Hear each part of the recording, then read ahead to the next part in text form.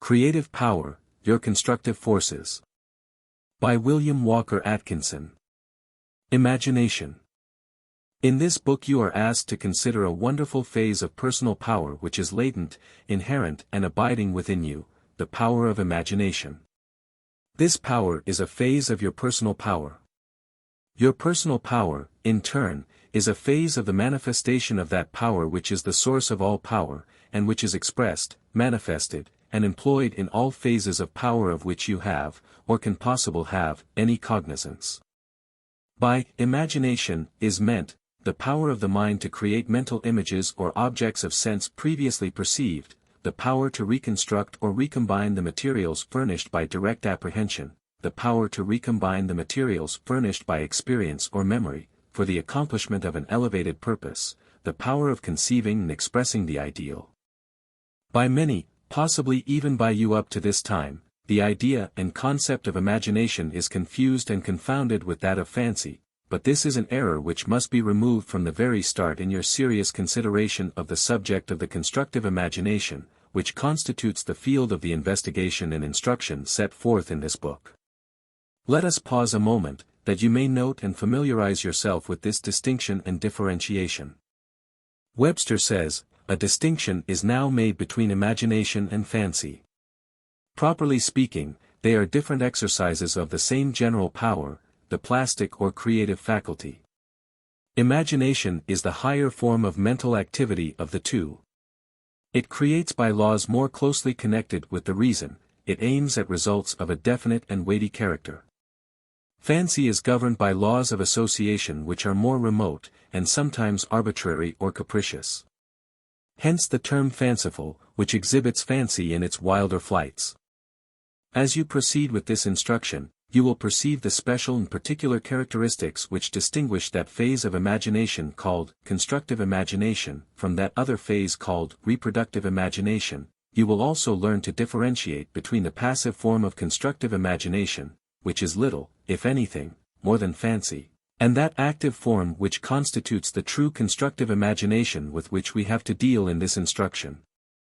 We ask you here to fix in your mind two pictures, each of which represents primitive man manifesting one of the two forms of constructive imagination. By seeing and remembering these pictures, you will always have at your command the touchstone with which you may test your imaginative processes. The first picture is that of primitive man, sitting and thinking, either passively contemplating the flow of the stream of reproductive imagination or memory in which is pictured the experiences of his past, or else daydreaming, and imaging himself playing a part in some new drama of experience, or seeing others engaged in a like occupation. This is the incomplete stage, all right so far as it goes, and often useful to the extent of supplying raw materials for higher efforts, but insufficient in itself, proper for purposes of recreation, but useless if it extends no further. Leaving our primitive dreamer, we ask you now to contemplate the primitive man who imagines for a purpose, who imagines to a definite end. See how different is this picture from that just contemplated.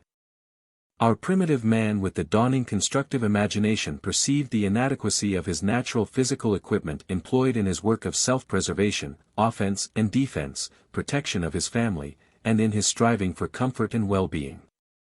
By means of such imagining, this class of primitive man raised the race from its position of physical weakness and comparative helplessness, to its present position of dominance over the entire world of living things. What nature had denied man in physical weapons, he supplied to himself through the exercise of his constructive imagination. Constructive imagination raised man from his original lowly place in the world of living things to his present eminence and rank. By means of its power, man has attained heights which would have seemed far beyond him to one observing him in his original state. Man, in his original or aboriginal state, might well have been regarded by a visitor from a higher world as a most unpromising candidate for survival in the struggle for existence, let alone for the position of mastery and rulership over the other living creatures contemporaneous with himself. He was a much weaker animal than most of the others, he was less fleet of foot, and less agile in his movements, he was less well equipped with tooth and claw. The great saber-toothed tigers, the huge reptiles, and the other powerful and ferocious animals of his environment, were far better adapted for the struggle for existence than was this poor, puny, weak creature called man. It would have required a courageous imagination to pick man as the probable winner in the struggle for existence, and the victor in the process of the survival of the fittest. But this weak creature, this puny and insignificant animal, possessed the latent power of constructive imagination by which he was enabled to overcome his natural obstacles.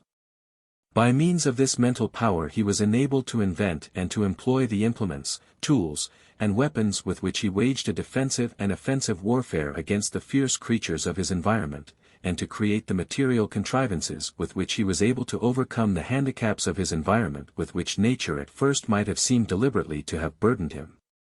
By means of this latent power he proved himself to be the fittest to survive, and the true victor in the struggle for existence. Man lacked the strong teeth and claws of the carnivorous animals, but he created artificial claws and teeth, imitating those which nature had so freely bestowed upon the lower animals, by making from the hard flint the spears, axes and knives, specimens of which we now find buried in the earth. By creating strong clubs from the limbs and branches of trees, he equaled and even surpassed the striking weapons of the great beasts. By creating bows and arrows, he managed to overcome the handicaps of space, and was able to touch his enemies while himself beyond their reach.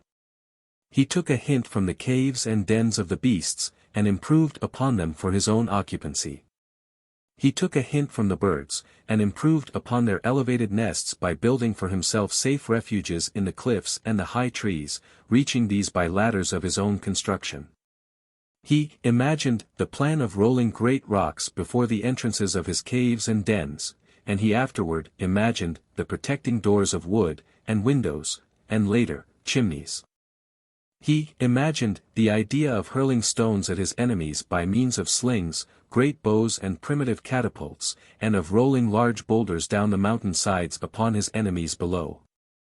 He imagined the idea of improving upon the floating log, in turn creating rafts, flatboats, hollowed-out logs. He imagined the idea of the directing and propelling poles, paddles and oars. He observed the rolling log, and from it he imagined the solid clumsy wheel, then the lighter, spoked wheel, and was thus enabled to move heavy objects over long distances with comparative ease. He imagined the pulley and the lever, and learned to apply them. He imagined implements with which to mash his food, and grind his grain. He imagined the primitive hoe, and the crude irrigation or draining ditch. He imagined the idea of using the skins of animals as clothing for himself, to protect him against the weather. He imagined the idea of employing portions of trees for tent building. He adapted common natural things, and converted them into uncommon artificial appliances for his comfort and welfare. And, finally, oh, wonder of wonders! He imagined the art and science of making and using fire. And ever since, man has continued to imagine things, ways of overcoming natural obstacles and handicaps, ways of converting natural things to his own use, comfort, and happiness. He imagined all of these things, little by little, and created them in material, objective form, following the outlines of his mental subjective form. And he still continues to imagine things, greater things, larger things, more complex things. He will always continue to so imagine things, for that is his characteristic quality, his constructive imagination, which distinguishes him from the lower animals. Those of the race who were successful constructive imaginers, either as individuals or as tribes or peoples, survived in the struggle, while the failures were crowded to the wall, or went under. The fittest constructive imaginers survived, and passed on to their descendants their knowledge, and transmitted to them their mental tendencies. Thus man has evolved into the imagining animal, the creating creature. Those individuals, or peoples of the race, who failed to keep up with the procession of the constructive imaginers, if not actually crowded out and destroyed in the struggle, survived only to become the parasites or the slaves of the conquerors. The slave races have always possessed less developed powers of constructive imagination than have their masters. When slaves develop constructive imagination, they cease to remain slaves. When the germ of constructive imagination begins to work in the minds of a subject people, that people is on the way to freedom, history may be read in the light of this fact. The physical might of the masters in the end surrenders to the mental might of the one-time slaves. The cunning of the fox has often overthrown the physical strength of the lion. The struggle for existence is still underway. The survival of the fittest is a fact of modern human existence, as well as of the past history of the race, and of the world in general. But now, more than ever, constructive imagination is the great element of the struggle, the great standard of the fitness to survive, succeed and accomplish. The people, the race, the nation, and the individual possessing the greatest degree of development and application of continuous and persistent constructive imagination will be found to be the fittest to survive, all else being equal, will prove to be the ultimate winner in the struggle for existence. If man is ever succeeded by the Superman, as some have predicted, it will be found that the Superman is possessed of superior powers of constructive imagination, and of a greater faculty of exercising and applying them. Such is the law of evolution, of progress, of life. This then is the second picture. Look upon the first picture, and then upon the one just presented to you. In the first you will see the figure of the primitive man who just sat and thought, and sometimes just sat, the thinking being merely daydreaming and passive imagination. In the second you will see the picture of the real thinker, so well depicted in Rodin's magnificent figure of the thinker, but his thinking is not just thinking, it is thinking for a purpose, and toward an end, it is constructive imagination directed toward a definite end and aim, and firmly held there until the right image is created, the image then being transmuted into material form. The thinker of Rodin's figure is using his imagination just as he has learned to use his attention and his will, deliberately, purposively, to a definite aim and end, and in a particular direction. He and his modern counterparts are evolving creators. They are constructing, contriving, inventing, designing, planning, projecting, building in the mind that which afterward will be built in physical form. They are the dreamers whose dreams shall come true, the creators of ideals which shall become real. This, then, is constructive imagination. This constitutes the subject matter of this book. This is the main theme of the instruction which we shall impart to you in the following pages. This is a far cry from the mere imagination, the fancy, of the self-satisfied masses of the people, is it not? Creative Power, Your Constructive Forces. By William Walker Atkinson. The Imaging Faculties. One of the most characteristic, essential and distinctive attributes of your mental being is the power of producing mental images. Without this power you would be unable to think, to remember, to act intelligently. If your sensations did not impress themselves upon your mind so that it was afterward possible for you to recall them as images, you would always remain a mere infant in mental development. Your experience would remain as a closed book to you, and you could never hope to profit by turning over the pages of its records. You would be no wiser at 50 years of age than you were at 3. You would have no memory, no imagination, no power of rational thought based upon experience. A mental image may be defined as a representation in the mind, by means of an ideal picture, of an experience originally obtained through the medium of the senses. By representation is meant the act of representing or presenting anew in consciousness, the form or picture originally experienced through sense reports. The representative powers of the mind, whether of memory or of imagination, are those powers of the mind whereby it forms ideal images or mental pictures of things not present to the senses at the time, such ideal images or mental pictures being the mental reproduction of any experience whatsoever. While the term image is borrowed from optics in order to symbolize the retained mental impressions of past experiences, the figurative term must not be too literally interpreted. Not only are the images or pictures of visual impressions and experiences retained in the mind, and are possible of representation or reproduction in memory or imagination, but the impressions of sound, taste, smell, touch and muscular sensations are equally retained and are subject to reproduction. There are auditory, gustatory, olfactory, tactile and muscular images or pictures in the mind, as well as visual or optical images or pictures.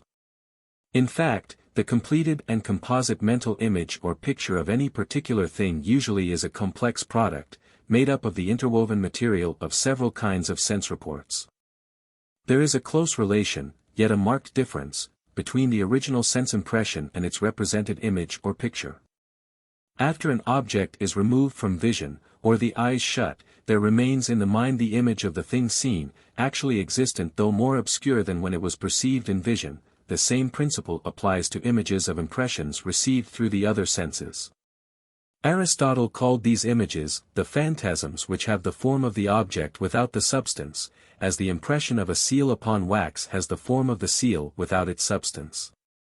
Psychologists have held that sensations have their origin in the objective stimuli, while the represented image has its stimulation from within.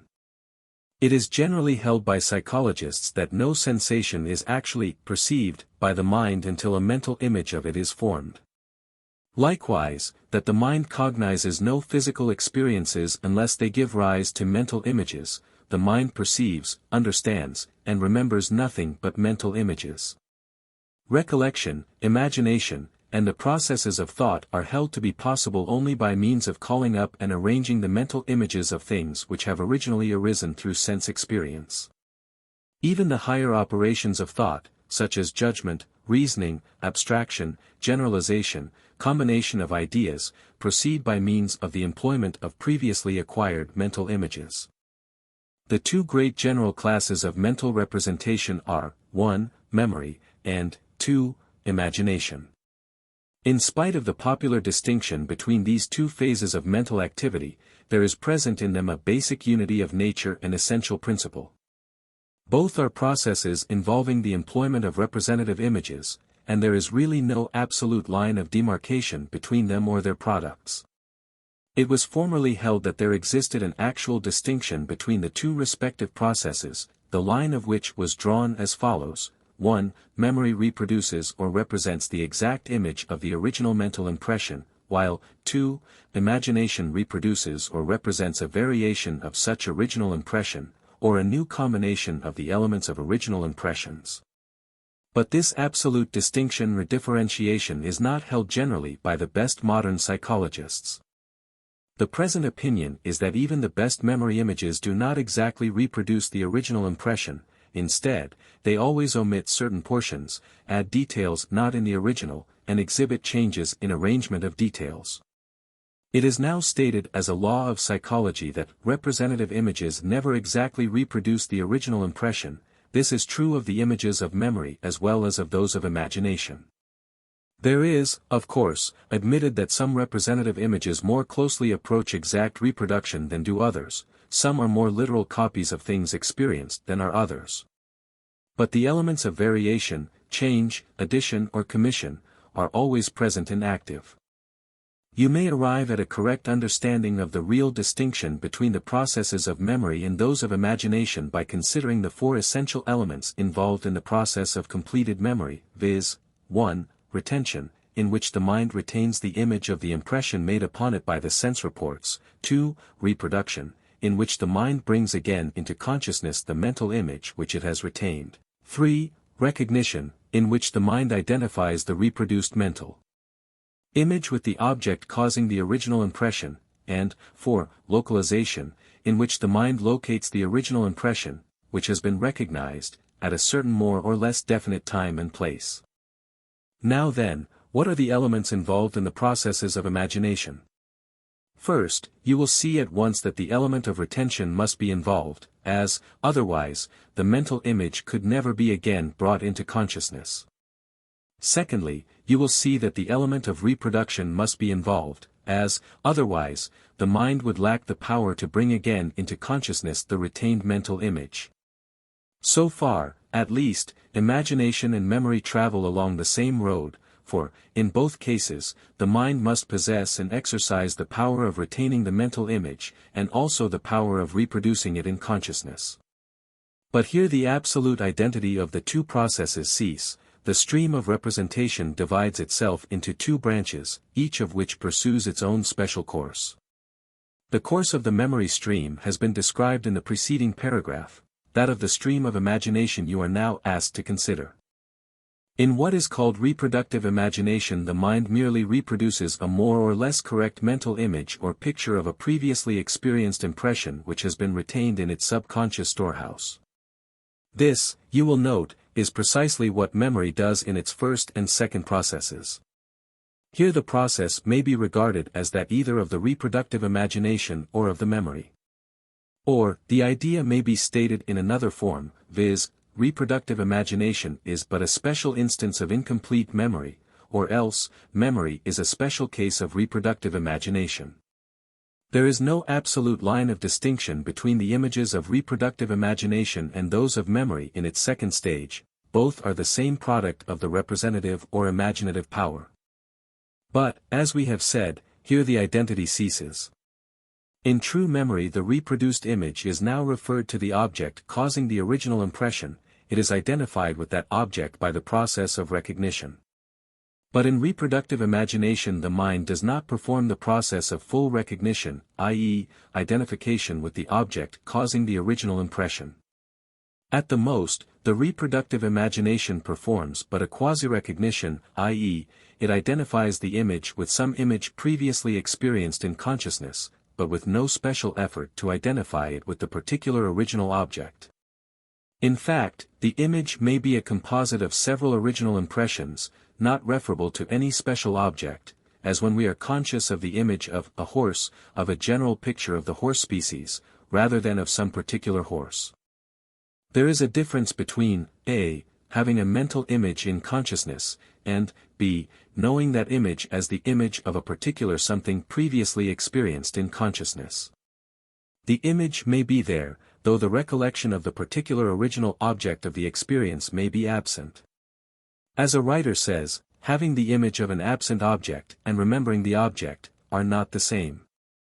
There is no complete act of memory of an absent object until the image in the mind is recognized as the image of some particular object or thing already experienced. Thus, you see, that an image may be reproduced in imagination, but not recognized or identified with any particular object previously experienced. Likewise, it may be reproduced in imagination without being localized according to time and place. Thus true reproductive imaginative images may exist without involving the third and fourth essential elements of memory. In short, while memory involves the four respective elements of retention, reproduction, recognition, and localization, the process of reproductive imagination involves but two of these elements, viz., retention and reproduction, respectively. The representative stream of memory imagination divides into two streams just before the third stage, i.e., recognition, is reached by memory, and quite a bit before the fourth stage, i.e., localization, is neared. But though the stream of imagination lacks the two additional elements of memory, it takes on new and more complex powers of its own, powers lacking in the case of memory. As the stream flows on, reproductive imagination may become transformed into what is known as constructive imagination, this by the exercise of certain powers inherent in the nature of imagination. Constructive imagination is that phase of the imaginative activities which is generally regarded as being typical of imagination in general. In fact, it is the only phase of imagination known as imagination to most persons. Categories of imagination. The imaginative processes are classified into two respective categories, as follows: 1. Reproductive imagination, and 2. Constructive imagination. Reproductive imagination, which we have just considered, consists merely of mental reproduction of images of past experiences, an exercise of reminiscent imaging power, differing little if any from the representative or reproductive activities of memory. Constructive imagination, on the contrary, consists of a. Reproductive imaginative images, b. Subjected to the additional process of reconstruction, recombination, and readaptation. Reproductive imagination represents merely the images corresponding to particular past experience. Constructive imagination, on the contrary, represents images of past experience, not in their original form, however, but instead recombined, rearranged, reconstructed, and readapted, thus forming a composite or complex mental image of things not previously experienced as wholes by the mind producing them, and often even of things having no actual existence as wholes in the external world. Thus, constructive imagination may form a mental image of a house, bridge, railway system, ship, etc., not yet built, or it may form a mental image of centaurs, winged steeds, mermaids, winged angels, satanic forms with hoofs, horns and tails, which are entirely out of the realm of actual human experience. In constructive imagination we have a most important element of the constructive intellectual work performed by the mind of man. Without it certain phases of reasoning would be impossible. Without it, the psychological processes of association would not be manifested. Without it, the inventive faculties could not function. Without it, there could be no artistic creation. Without it, there could be no progress, no improvement, no discovery of new relations, no creative thought, no adaptation of old things to new uses and new ends. As Halleck says, the products of the constructive imagination have been the only stepping stones for material progress. The constructive imagination of primeval man, aided by thought, began to conquer the world. The chimney, the stagecoach, the locomotive, are successive milestones, showing the progressive march of the imagination. Constructive imagination may be said to have two phases, viz., 1. Passive construction, or the employment of the constructive powers of the imagination along the lines of pure fancy, or idle, daydreaming, and 2. Active construction, or employment of the constructive powers of the imagination along the lines of definite, purposeful, creative effort. In passive construction, the imagination may dally with the reminiscent images of past experiences, rearranging and recombining them into new forms, picturing idly that might have been aspects of those experiences, and indulging in imaginative fancyings in which the past experiences are transformed into other experiences of a more agreeable or more exciting nature. Or, in the same way the imagination may project itself into the future of the life of the individual, indulging in daydreams, in which are anticipated or imagined the possible experiences of that future. Or, again, it may passively permit the stream of imaginative images, the moving picture film of fancy, to pass before its vision, picturing, as in a play or story, the various movements of actors, the various scenes, actions, voices, situations of the imaginative play or story. Here the whole picture is composed of a series of separate though connected pictures, as in the moving picture connected film, seen as an actual continuous movement. This passive construction has about it many of the characteristic qualities of the dream states, in which the imagination runs itself without any special direction. Many cases of its activity have well been called daydreams, for they, indeed, are practically composed of the stuff that dreams are made of. The imaginative stream flows along, obeying merely the law of association, and lacking direction or voluntary guidance. Or, stating it otherwise, the boat of imagination is allowed to drift along, aimlessly, without the use of the helm, the pilot being wrapped in sleep or reverie. Those who can see in constructive imagination merely the passive phases just noted, are perhaps justified in their sneers at mere imagination, for they judge only by what they see in that category. Those, on the other hand, who realize the tremendous importance of active constructive imagination in the intellectual life of the individual, may well be pardoned for indignantly refuting the charges of the first-named critics, and for terming them ignorant and thoughtless critics of that with which they have never met in their own experience. Each is right according to his own viewpoint, but the viewpoints are as far apart as the poles. Yet the two poles of anything, at the last, are perceived to be necessary parts of a unified whole. Let us endeavor to illustrate the case of imagination by reference to the better-known phases of will. Here we shall find a surprising analogy, one not generally recognized. We ask you to give careful attention and thought to what follows. Ribot says, which among the various modes of mind activity offers the closest analogy to the creative imagination? I unhesitatingly answer, the voluntary activity of the will. Imagination, in the realm of the intellect, is the equivalent of will in the realm of movements. The analogy between imagination and will manifests from the very beginning of each of these mental processes. In voluntary action, there is gathered together the raw materials of instinctive, involuntary and reflex movements, the will coordinates and associates these in order to proceed. In the same way, active constructive imagination gathers together the raw materials of reproductive imagination and passive constructive imagination, the various images existing in those fields of mentality, in order that it may proceed further. Then again, the movement in both instances is from the inner mental state toward the outer expression. Will begins with vague feelings and emotions, these rising to more or less definite desire, this in turn proceeds to actual outward expression in actions. So active constructive imagination begins with the inner images of memory or reproductive imagination, these then rising to the rank and character of the images of passive constructive imagination, these in turn rising to the rank and character of definite outward expression in the images of active constructive imagination. Again, in will rising to its higher stages, we always find present a more or less definite movement toward a certain end to be attained. The same more or less definite object to be attained is present in the rising processes of active constructive imagination.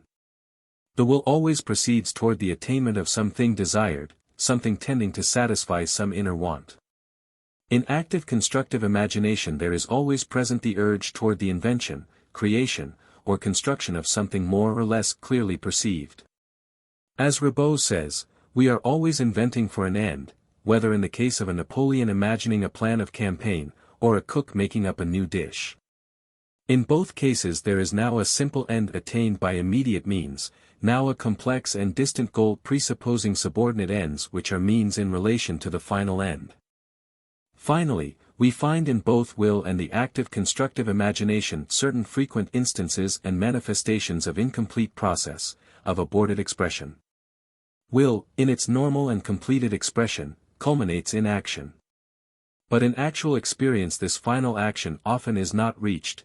One may desire to do a thing, and even deliberately decide and determine to do that thing, but the spring of action is never released.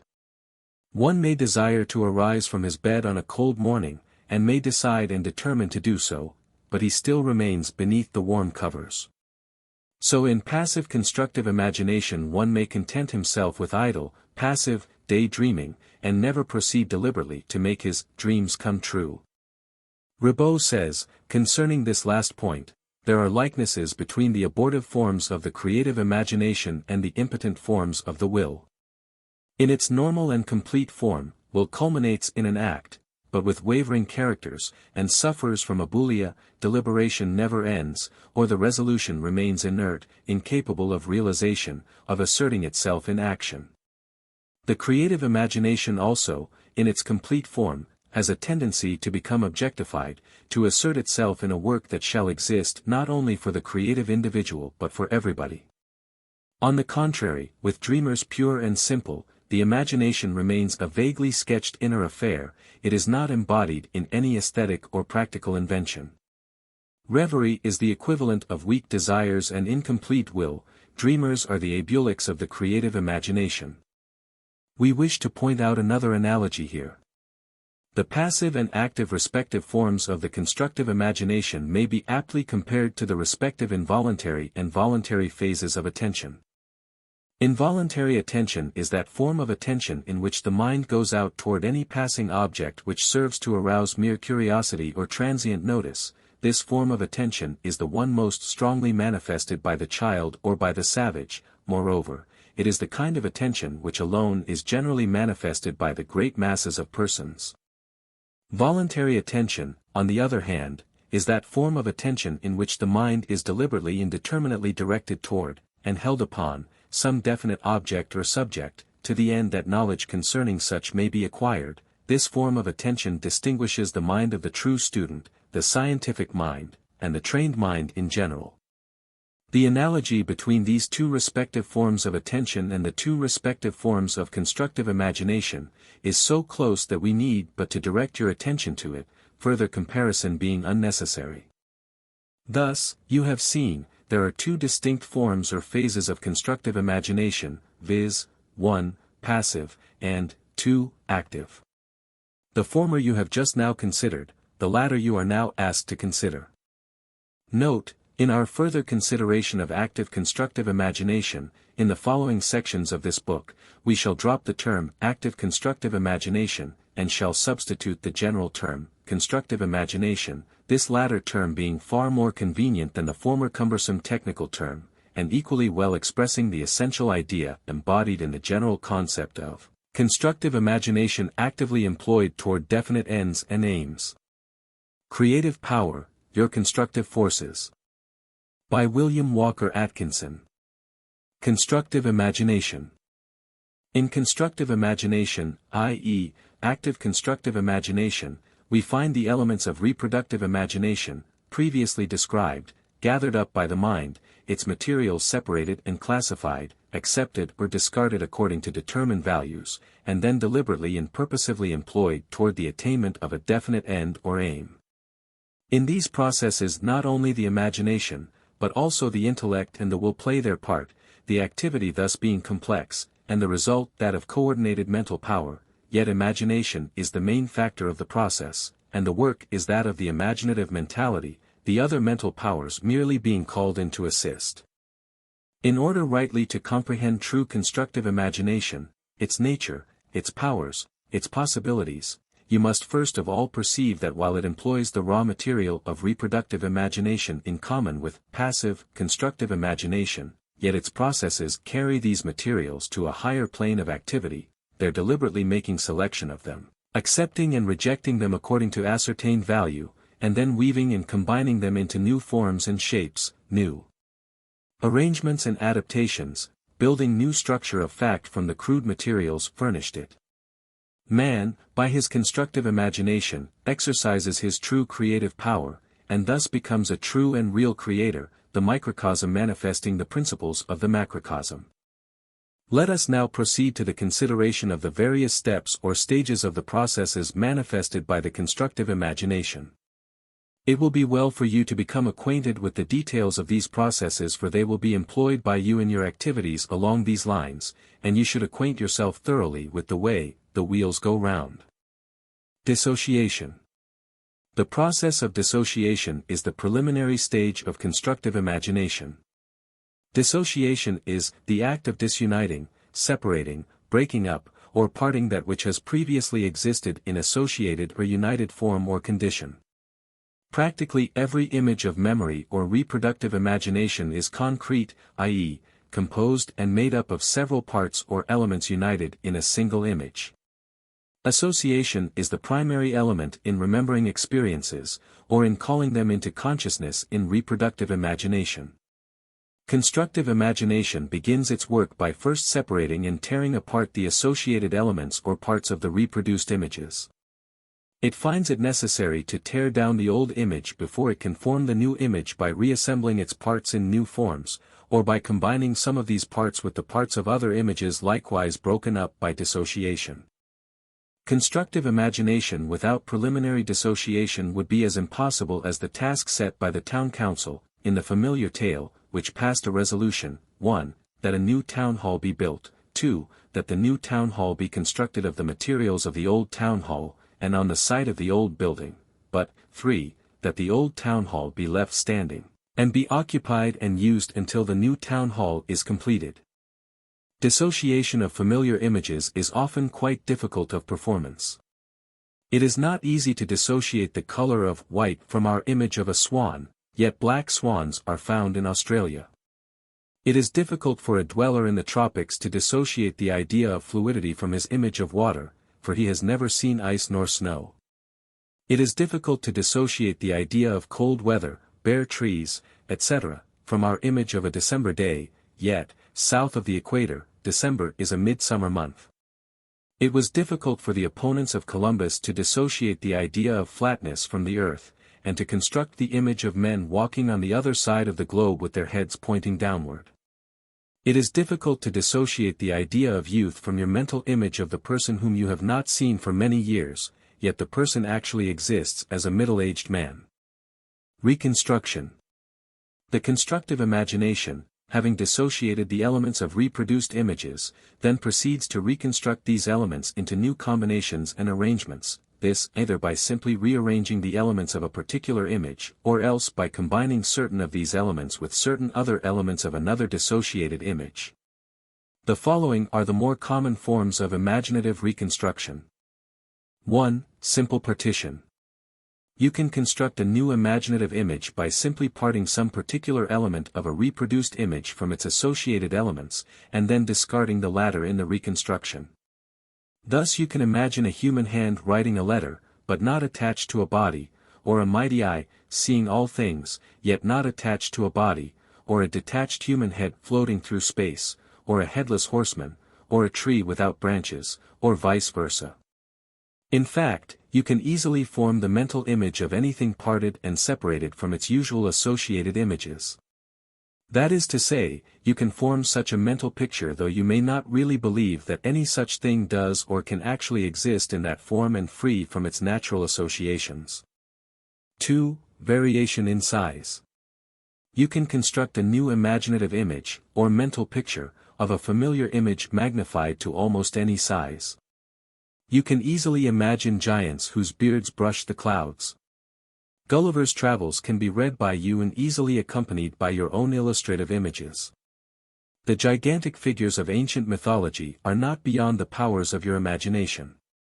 Likewise, you have no trouble in imagining a world 1,000 times larger than our own, with all the familiar objects of our world magnified in like proportion.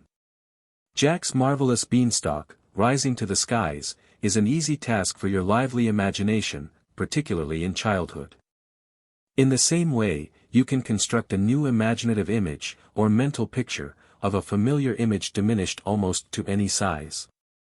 Fairies, elves, gnomes, midgets, dwarfs, all are familiar to the eyes of your imagination. You can imagine an oak tree capable of being covered by a thimble. Gulliver's Travels can be illustrated by your own mental pictures of the Lilliputians. The mushroom throne and acorn coach of the fairies are quite easily imagined. Elephants as small as mice, whales as small as minnows, worlds as small as grains of mustard seed, all these are easily created by a lively imagination. The scientific imagination of today sees each atom as a tiny solar system composed of revolving planets. Scientific fancy can easily picture each of these electronic planets as being inhabited, and as being like our own planet in every way. Size is comparative to the imagination, and may be varied at will. You can imagine objects as being as large as you please, or as small, without regard to objective reality. The laws of the imagination are very liberal in respect to size. 3. Variation of position, form, and color. You can construct imaginative images, or mental pictures, of familiar objects changed in position, form, or color, or all these combined, without any difficulty. Here also the laws of the imagination are very liberal. You can imagine the familiar object in almost any new position. Thus, you may place a fountain in the middle of a valley, place a prairie on a hillside, terrace a mountain into plains, plant a garden in a desert, combine hills, valleys, streams, rocks, in a fantastic manner having no correspondence in nature. You can imagine men with their noses at the back of their heads, their arms and legs exchanging places, ears on their knees. In short, the imagination can vary the positions of objects, or parts of objects, at will.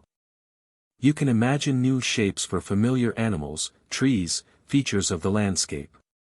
You can imagine willows as straight as a pine, or spruce trees with branches like those of an oak.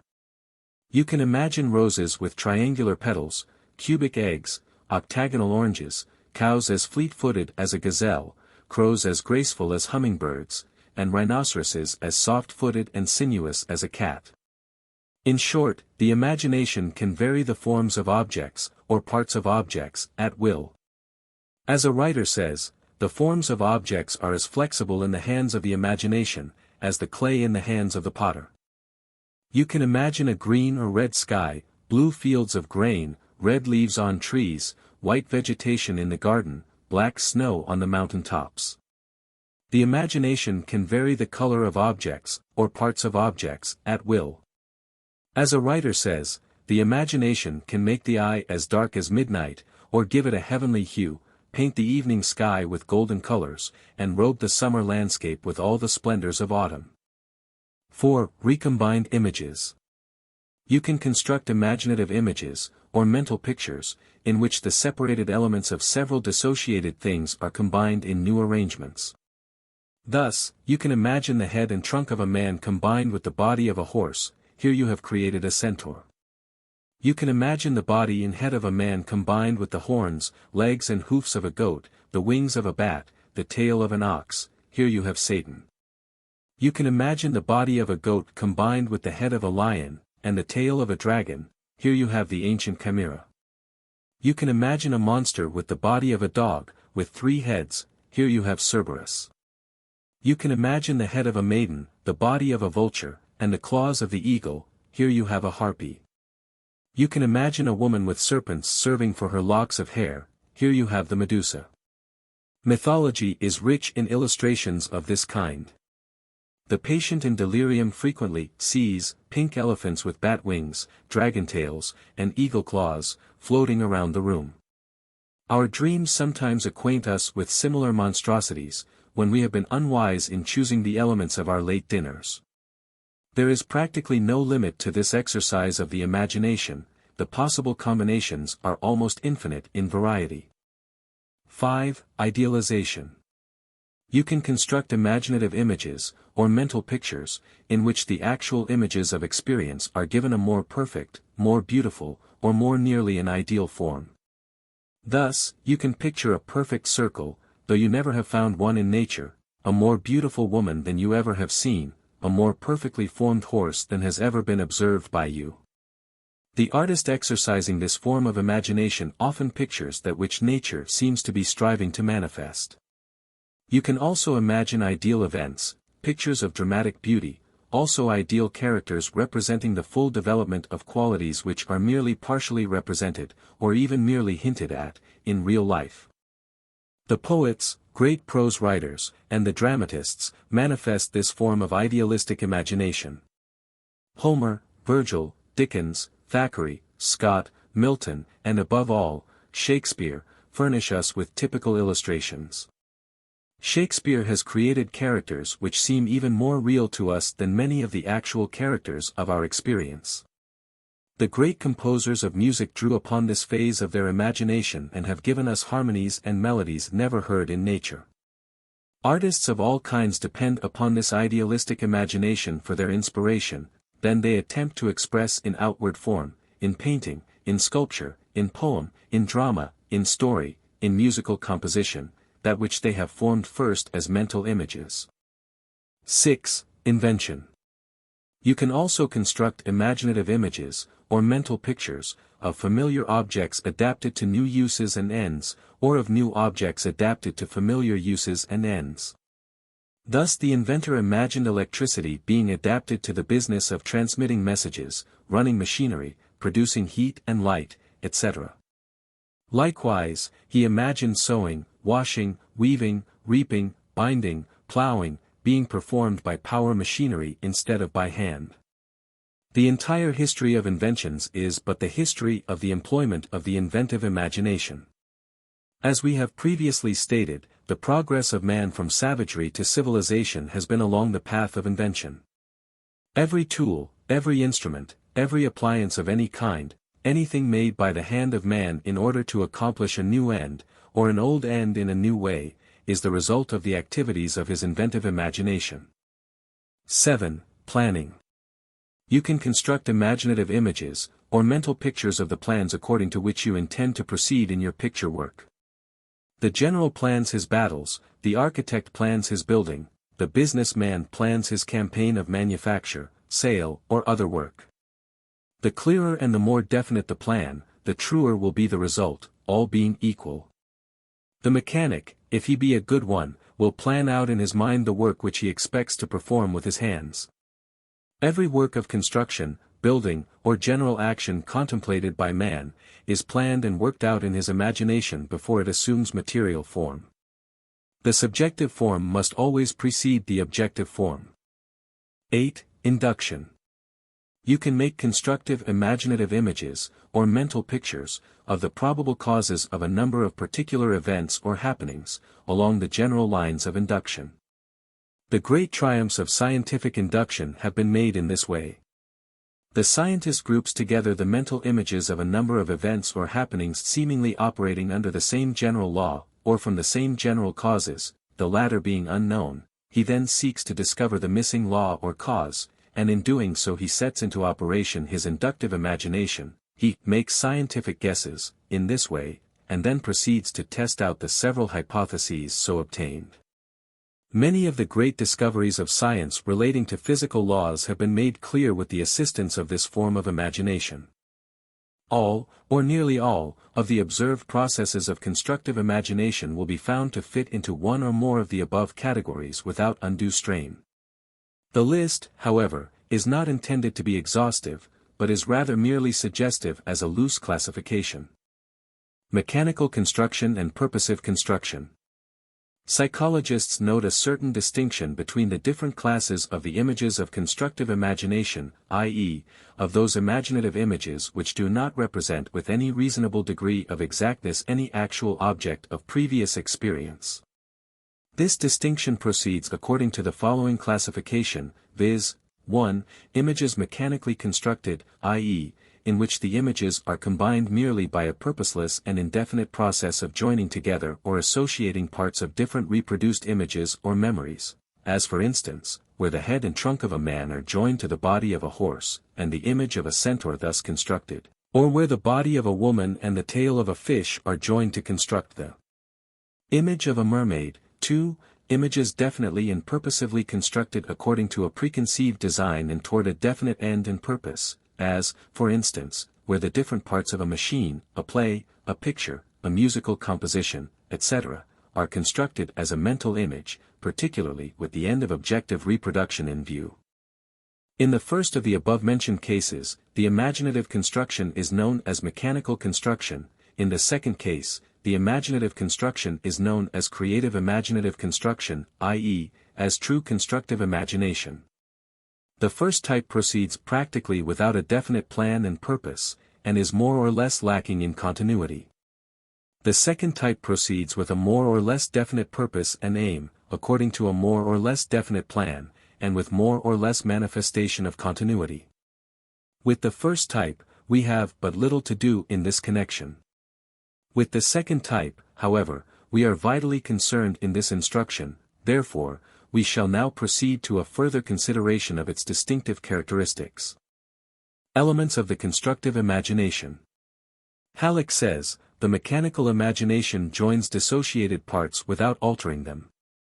Such products are as inferior to those of the creative imagination as is a pile of bricks to a finished house. The pile of bricks, to be sure, is put together and composed of a number of particular bricks, and so is the finished house, but in the former there is merely a haphazard throwing together, lacking plan, selection, and lack of purposive thought, while in the latter case there is a definite purpose, a selection of material according to its fitness for that purpose, and finally the employment of purposive thought directed to the end of the efficient construction of the building. The elements of true constructive imagination, then are as follows: 1. Definite purpose, 2. Selection of materials according to estimated value, and 3. Employment of purposive thought, and logical reasoning based upon experience. It is an axiom of psychology that no particular class of mental faculties manifests activity without calling to its aid certain other classes of mental faculties. There is always present a coordination of mental powers in all mental activities, one phase of power, however, always assuming the dominant role for the time being. Accordingly, as might be expected, we find evidences of such coordination in the processes of constructive imagination. You should acquaint yourself with the details of such coordinative activity, which we shall now present to your attention. Emotion and imagination. Emotional states, such as strong feelings or interest, play an important part in the processes of constructive imagination. The best psychologists hold that in the imaginative process there must be present not only the fixed idea, but also the fixed feeling. Ribot says, the emotional factor yields in importance to none other, it is the ferment without which no mental creation is possible. The influence of the emotional life is unlimited, it penetrates the entire field of creative invention, with no restriction whatever. This is not a gratuitous assertion, but is, on the contrary, strictly justified by facts, and we are right in maintaining the following two propositions. 1. All forms of creative imagination imply elements of feeling, and 2. All emotional dispositions whatever may influence the creative imagination. In the process of constructive imagination, we find that feeling and emotion act as follows: 1. As an incentive to creative activity, and 2. As a coloring agent giving to the created product the shade or tint of itself. Some psychologists have sought to limit the influence of the emotional states to such forms of constructive imagination as are concerned with the productions of works of art and beauty. They would deny such influence to those phases of constructive imagination which are concerned with the production of intellectual and mechanical inventive images. But more careful investigators are fully convinced that even in the last-mentioned phases of constructive imagination the emotional element plays its part, and manifests a decided influence. Some careful teachers have gone so far as to hold that the emotional element is the primal, original factor in all invention, inasmuch as all invention presupposes a want, a craving, a tendency, an unsatisfied impulse, often even a state of gestation full of discomfort. This want, craving, often even a state of gestation and urging, of the unsatisfied impulse produces an emotional state of seeking for a relief which is possible only by the delivery of the completed idea of the invention. The inventor always experiences the changing emotional states resulting from partial success, temporary setbacks and discouragements, and, finally, the supreme joy of achievement, often reaching the stage of actual exaltation, accompanying the actual delivery of the child of the brain. An authority on the subject says, "I challenge anyone to produce a solitary example of invention wrought out in pure abstraction, and freed from any factors of feeling. Human nature does not allow such a miracle." In cultivating and developing your power of constructive imagination, you will do well to begin by encouraging the emotional feeling which urges you toward creative invention. By stimulating and encouraging the feeling striving for creative expression, you are increasing the fire which generates the steam that runs the mental machinery of invention. Interest depends upon feeling, is, indeed, a phase of feeling. Interest is the mental force which directs the mind to the inventive task, and which holds the attention upon it. Interest is aroused and maintained by fanning the flame of feeling. In the activities of the constructive imagination, and of the will, emotional feeling is the first requisite, the first element to be aroused. Attention and imagination. As might be expected, we find that attention, concentrated attention, is also vitally involved in the processes of the constructive imagination. Definite, voluntary conscious mental activity of any kind or form requires the application of concentrated attention, the act of holding one-pointed the powers of consciousness. The fixed idea and the fixed feeling necessary in efficient constructive imagination are the results of concentrated attention. The following quotations from eminent authorities will serve to illustrate the principle now under consideration.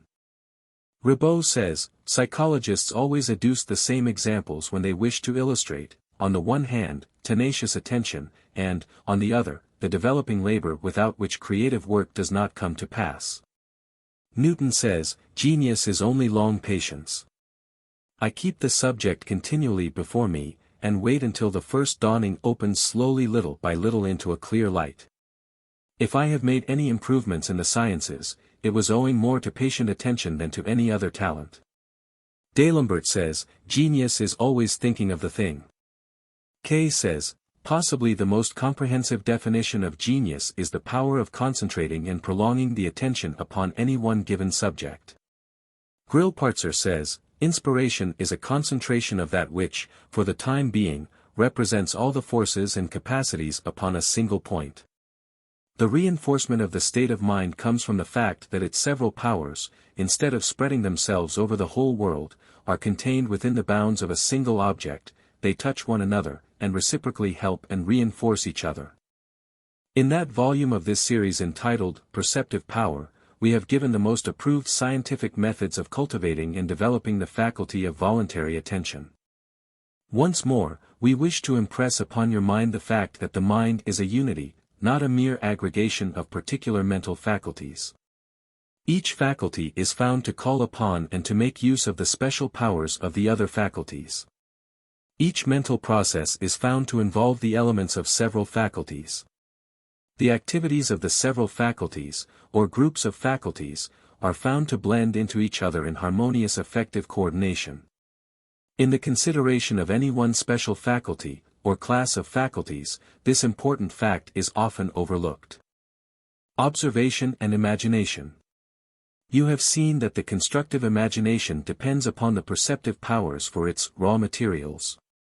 Without a proper supply of these raw materials, of perception and observation, the constructive imagination cannot proceed to continue and create those edifices of creative images which serve as the models or patterns of the subsequent materialization. Remember always, that the constructive imagination cannot create something out of nothing. Without having first sown the field of memory with the seed of perception and observation, there can be raised no crop of constructive imagination. The child with 3 blocks is limited in his building operations. Give him 9 blocks, and he will be able to effect many more combinations. This is just as true of the individual who wishes to employ effectively his constructive imagination. His limits are determined by the amount of perceptive material at his disposal. The Eskimo dwelling in the Arctic regions can never hope to create imaginative pictures of the things of the temperate or the tropical zones, unless, by some chance, he has gained a knowledge of the latter by means of books, pictures, or the descriptions of travelers. Even in that exceptional event, as Halleck says, he must interpret all that he reads in terms of the scant shrubbery with which he is familiar, and his best imaginative picture of tropical foliage will be meager and dwarfed. You will do well to cultivate your powers of perception and observation, in connection with your work of developing your powers of constructive imagination. Consult some good textbook on this subject. We feel justified in calling your attention in this connection to that book of this series entitled Perceptive Power. It will be found to contain practical instruction based upon the best scientific methods of cultivating, developing and training the perceptive powers and the faculty of observation. We scarcely need to point out to you that a very large part of the mental processes of any and all kinds are performed, wholly or in part, on planes or levels of consciousness below the planes or levels of the ordinary consciousness. Modern psychology has so thoroughly demonstrated this fact that we need do no more than to mention it here. As might be expected, the processes of constructive imagination are performed to a great extent in this way. We might even say that the conscious performance of constructive imagination is limited to, 1. The initiatory stages in which the germ of the creative process is carefully considered in consciousness, and the initial impulse is imparted to it, after which it is placed in the subconscious field for incubation. 2. The intermediate stages in which the partially incubated creation is raised to the plane of consciousness, there to be examined by the conscious mentality, adjustments, adaptations and suggestions of improvement added, after which the incomplete process is again relegated to the subconscious levels, and 3. The last stage in which the practically completed creation is raised to the levels of consciousness for a final inspection. Here the finishing touches are added and the work is completed. The greater part of the process, you will note, is performed on the subconscious levels or planes of the mind. Hofding says, the interweaving of the elements of the picture in the imagination takes place in a great measure below the threshold of consciousness, so that the image suddenly emerges in consciousness complete in its broad outlines, the conscious result of an unconscious process. The above statement, however, should have contained the proviso that the subconscious processes referred to were performed only after, and because, the conscious mentality previously had been actively employed in earnest and concentrated consideration of the subject in question. The autobiographies and biographies of men of genius, great inventors, great scientists, and others actively employing constructive imagination, are filled with illustrations of the workings of the subconscious faculties of the mind. These show conclusively the important part played by these, below the surface, mental activities in all creative and inventive thought. While the activities of the constructive imagination proceed more or less freely, or even spontaneously, and cannot properly be reduced to a mere mechanical form of procedure, nevertheless there are certain general stages or steps of the process which are sufficiently determined in form to be subject to classification. The following general classification is offered with the understanding that it is not rigid nor exclusive, it is merely an attempt to picture the several apparently separate steps or stages of a process which, in reality, is continuous rather than composed of separated parts. 1. The germ stage. This is the stage of the first general thought concerning the nature of the thing sought to be created by the constructive imagination. A writer has stated it as, the first idea coming to the mind as a possible solution of a problem which has been put to one, or has struck him, by reason of his needs and requirements, or those of others, and which has assumed nebulous form by reason of his previous observations, studies and researches. The energy of this germ is supplied by the desire feeling arising from the needs of the individual, or those of others which are known to him, and which represent obstacles to the efficient expression of his nature. This desired fuller expression may be in the direction of self-preservation, health, welfare, protection, or general comfort, or that of military or commercial supremacy or success, or that of sexual expression, with its many secondary forms of manifestation. Again, it may be in the direction of mechanical invention and construction, in response to the mechanical instinct, or that of artistic production, or that of social reforms and improvements. Likewise, it may be in the direction of knowledge of science or philosophy, or that of religious or theological interpretation or explanation, and all that pertains to these. In short, every form of desire, feeling, emotion, need, lack or want, every frustrated purpose, every emotional state which tends to manifest in will action, may supply the motor or energizing element in the germ of constructive imagination. Around this energizing element are loosely gathered the general ideas connected with the discovery and creation of that which will fill this want, satisfy this desire, comfort this feeling, fill this emotional void. The germ, so constituted, has been described by a writer as an embryonic, unstable, and uncoordinated manifestation of the creative imagination, a transition stage between passive reproduction and organized construction. 2. The incubation stage. This is the stage in which the germ rests in the womb of the subconscious mentality. Here the mind operates along the lines of both conscious and subconscious activity. The conscious mentality observes the new ideas to which the interested attention now is directed by reason of the demands of the incubating germ in the subconscious mental womb, and then passes them down to the subconscious plane, there to be absorbed, assimilated and combined with similar ideative material. The subconscious mentality searches the stores of memory for associated facts, ideas and images which may be combined with the material of the germ or embryonic image. Of this stage, a writer says, the incubation is often very long and painful, or, again, even totally unconscious. Instinctively as well as voluntarily, subconsciously as well as consciously, the mind brings together all the materials that it can gather. Another writer says, here is the germ, the principle of unity, the center of attraction, suggesting, exciting, and grouping the proper association of images, in which it becomes enwrapped and organized into a structure, an ensemble of means converging to a common end. 3. The delivery stage. This is the stage in which the developed embryo, the evolved germ, with its accumulated associated and related images grouped around it in logical order, is raised to the plane or level of consciousness, and is born into the world of conscious thought and cognition. Here the happy subconscious and conscious parents exclaim, "Unto us a child is born." As a writer says, when the latent, subconscious, work is sufficiently complete, the idea suddenly bursts forth. It may be at the end of a voluntary tension of mind, or it may be on the occasion of a chance remark, tearing the veil that hides the surmised image. The child of imagination, so born into the world of objectivity, must be carefully handled and provided for. It must be nursed until it is strong enough to adapt itself to its new environment. The imagination must be drawn upon, as the breasts of the mother are drawn upon for milk, in order to provide for the offspring. The young idea may perish if it is denied proper clothing and food. It must become gradually habituated to its new environment. Undue exposure to the winds of objectivity may weaken or even kill it. This is more than a mere figure of speech. It bears a close resemblance to actual facts of experience, as many inventors and parents of new ideas know to their sorrow. Creative power, your constructive forces. By William Walker Atkinson. The Builder and the Plan. In the processes of efficient constructive imagination, directed by a definite purpose and toward a determined end, you will find it advantageous to follow the general rule given below.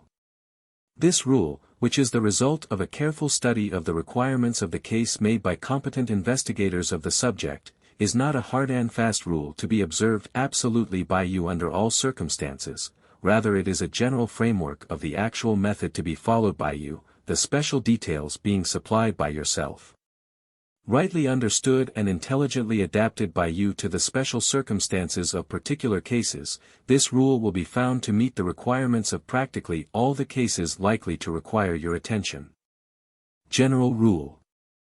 I. Create a clear mental picture of the general idea representing your definite purpose, i.e., the particular end which you wish to accomplish, the particular obstacle which you wish to overcome, the particular result which you wish to obtain, the particular desire which you wish to satisfy, the particular ideal which you wish to make real, the particular idea which you wish to materialize in objective form. 2. Form a comprehensive picture of the whole field of the proposed undertaking. Get a comprehensive and inclusive view of the whole field of the business into which you purpose embarking, see the whole enterprise in all of its general aspects, compose a comprehensive idea including the whole matter under consideration. 3. Make a written list of all of the probable factors involved in the problem or undertaking, compile a list of all of the probable elements involved in the working out of the matter, gather together all of the ideas of the things at all likely to be called into the creative process. Have within easy reach the ideas of all of the materials likely to be employed in the construction of the ideal form which you wish to materialize. 4. Classify these ideas, elements and factors according to their general nature, their general uses, their known relations and associations, cross-indexing them under appropriate headings, and referring to the lesser elements, parts, or factors of which each is composed. Diagram and chart these ideas according to your system of classification, so as to have the whole matter under your mind's eye, and so that you may be able to grasp the arrangement at a glance without having to hunt for scattered items. Weigh the various factors one against the other, taking into consideration the associated and related values of each in the general idea, plan or purpose. Determine in this way which are the primary factors involved, which are the secondary, and which are the lesser values. Concentrate on the prime factors, and make these the central points in your process of constructive imagination, the focal centers around which you purpose grouping the associated factors or elements. 6. Experiment by tentatively placing the secondary factors in association with and relation to the prime factors, regardless of how improbable or incongruous at first may seem such association and relation. Around the letter A, build alphabet block combinations of the letters B, C, D, E, F, G, etc., blocks, to see if they make sense, or if they suggest anything of rational meaning to you. Discard all combinations that seem lacking in utility, but only after actually making the test and experiment. Continue this until you have secured satisfactory results. Where there are several apparently satisfactory, or fairly promising combinations, weigh these one against the other to determine their comparative values, discarding the lesser values, and retaining the greater, until you have secured the survival of the fittest. Then proceed to test out the lesser factors in the same way, working out all the details of the plan. 7. Having reached at least a fairly satisfactory working plan, idea, invention, or solution of your problem, you should then carefully detach yourself from it. You should move from your personal point of view, and try to see it as others will see it. Try to imagine the effect it will have on the persons whom you wish to be interested in your finished product, how it will meet their requirements, satisfy their wants, arouse their desires for it. Your own created conjunction, plan, method, design or invention naturally will seem to you as the infant appears to its mother.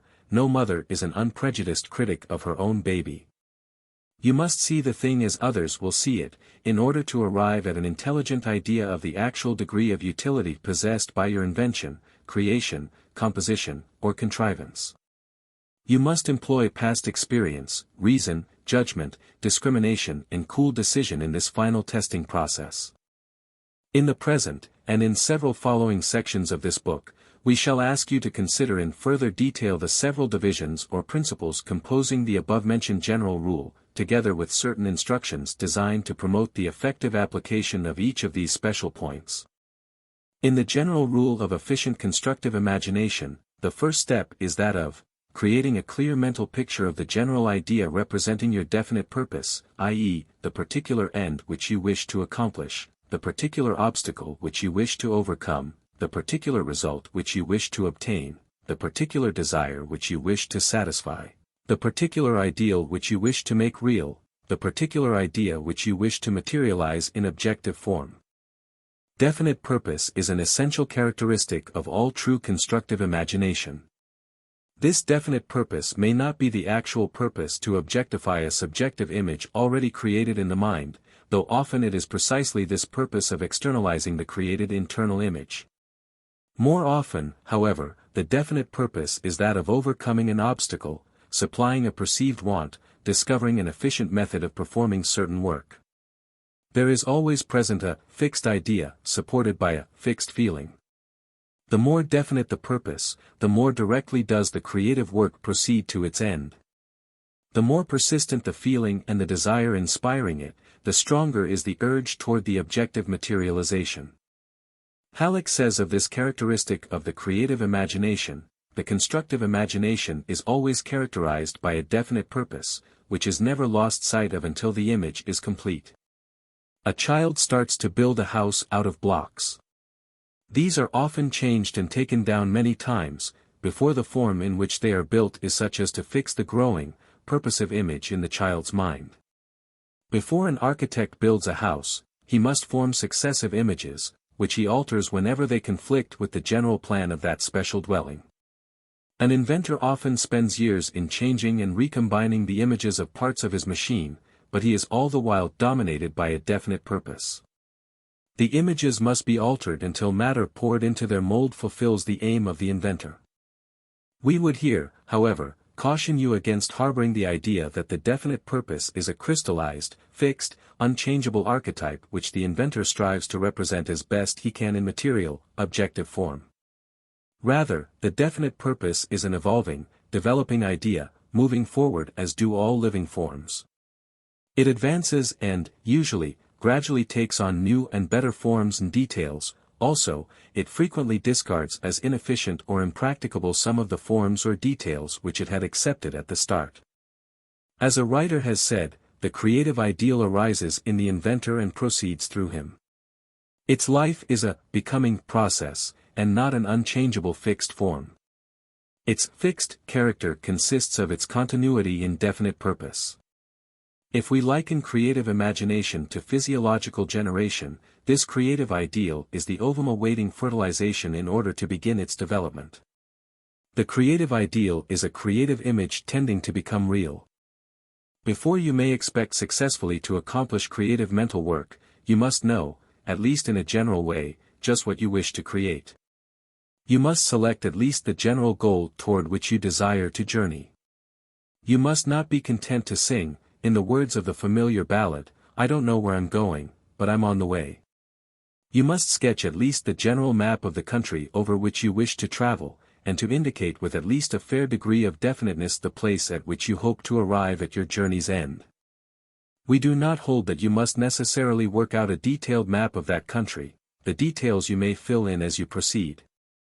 Neither do we hold that you should necessarily make a mark at some particular part of the map to indicate the place at which you expect to settle down. You will be better able to do this when you arrive at that general part of the country toward which you are journeying.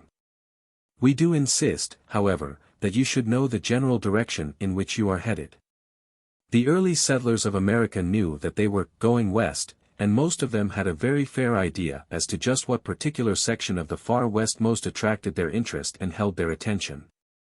The matter of the precise, exact location of the place at which they expected to take up land was usually left to be determined when they arrived on the general scene, and had a chance to look over the places still open to them for settlement. This is about as much as we can ask for from you in the matter now under consideration. All true exercise of the constructive imagination is inspired by a want, a lack, an obstacle, a problem, or a thwarted purpose. the latter being stated by an eminent psychologist to be the occasion for all reasoning. If your every want were satisfied, if you suffered no lack, if there were no problem requiring solution, no obstacles to be overcome, no thwarted purposes present in your experience, then you would never be called upon to exercise your powers of constructive imagination. Your want, your lack, your unsatisfied desire, your thwarted purpose, these call into activity the creative powers of your mind. It may not be always quite dear to you what constitutes the prime factors of your want, desire, lack, problem, or thwarted purpose. You may find it necessary to boil down the thing, evaporating the excess fluid in which this essence is dissolved. You must get to the real essential elements of the problem, get down to brass tacks. Here, as in many other instances and cases, you will find it helpful to think with your pencil, i.e., to express in written words the essence of the somewhat hazy general idea which is present in your mind as representing your problem or want. Unless you have practiced this plan, you can have no adequate conception of its value to you in thinking and planning. In thinking with your pencil, for the purpose of discovering the prime factors or essential elements of your problem or purpose, you must strive to get down to the bottom of the subject, to reach the center of the thing. Once having found this, you may work backward and forward in any direction from that focal point. The focal point may be discovered by determined pencil thought upon the following two questions, viz.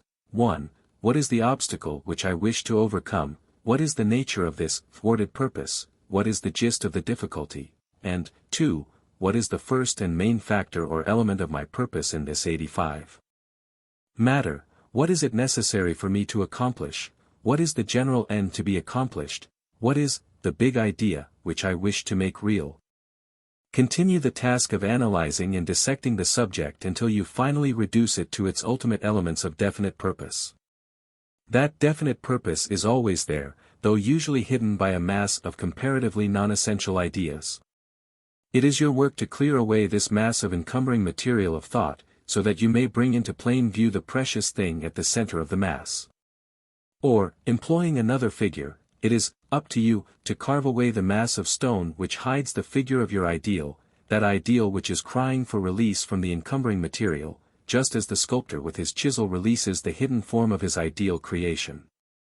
Your definite purpose once discovered, it becomes your definite ideal, the focal point around which is built the entire structure of your creation. The definite ideal is like the grain of sand which exists at the center of every pearl, and about which the pearly material has gathered. It is the big idea around which your constructive imagination builds, deposits, and accumulates its wealth of material. Your definite ideal represents your desire, need, want, purpose, plan, design. It is the vital germ of the entire future organism. It is the seed from which will spring the downward pressing roots and the upward pressing stalk. Without it there would be no creative growth. In the degree of its strength, definiteness, and clearness of form, so will be the degree of perfection and vigor in that which springs from it. The importance of discovering and uncovering the definite ideal is not confined to its effect upon your conscious mental activities, its effect upon your subconscious faculties and powers of imagination is even greater still. By a clear conception of your definite ideal, and by its repeated impression upon your subconscious mentality, the idea becomes firmly, deeply and clearly set in the substance of the latter, and, thereafter, the subconscious faculties work steadily toward the end of the successful accomplishment of the purpose and ideal thus impressed upon it. The importance of this is realized only when you stop to think that over 85% of the activities of the mind are performed below the levels or planes of your ordinary consciousness. The 15% of the work performed by your conscious faculties is confined largely to the task of supplying the subconscious faculties with the proper materials for their work, and to adapting, shaping, testing, and applying the manufactured product of the subconscious workshop. Once having discovered and uncovered your definite ideal, you should strive to make as clear and definite a mental picture of it as possible. Keep the general picture in mind, either directly in consciousness, or else, at the back of your head, so that you will know that it is there even when you are not looking at it. Keep the big idea always in mind, consciously, subconsciously, and superconsciously. Get the fixed idea and the fixed feeling so firmly set in your mind that it could not be dug out without breaking up the mind itself. This definite ideal, this big idea, must be the mental picture, the ideal form which your entire mental being is striving to make real, to materialize, to objectify. Let no other mental picture rob this big idea picture of its prominent position. Hang it in your mental picture gallery in such a position that it will catch your mental eye the first thing in the morning, and the last thing at night. Having firmly established your definite ideal, you should next proceed to map out your general field and to note its prominent landmarks. In the words of the second section of the general rule, you should form a comprehensive picture of the whole field of the proposed undertaking, get a comprehensive and inclusive view of the field of the whole business into which you purpose embarking, see the whole enterprise in all of its general aspects, compose a comprehensive idea including the whole matter under consideration.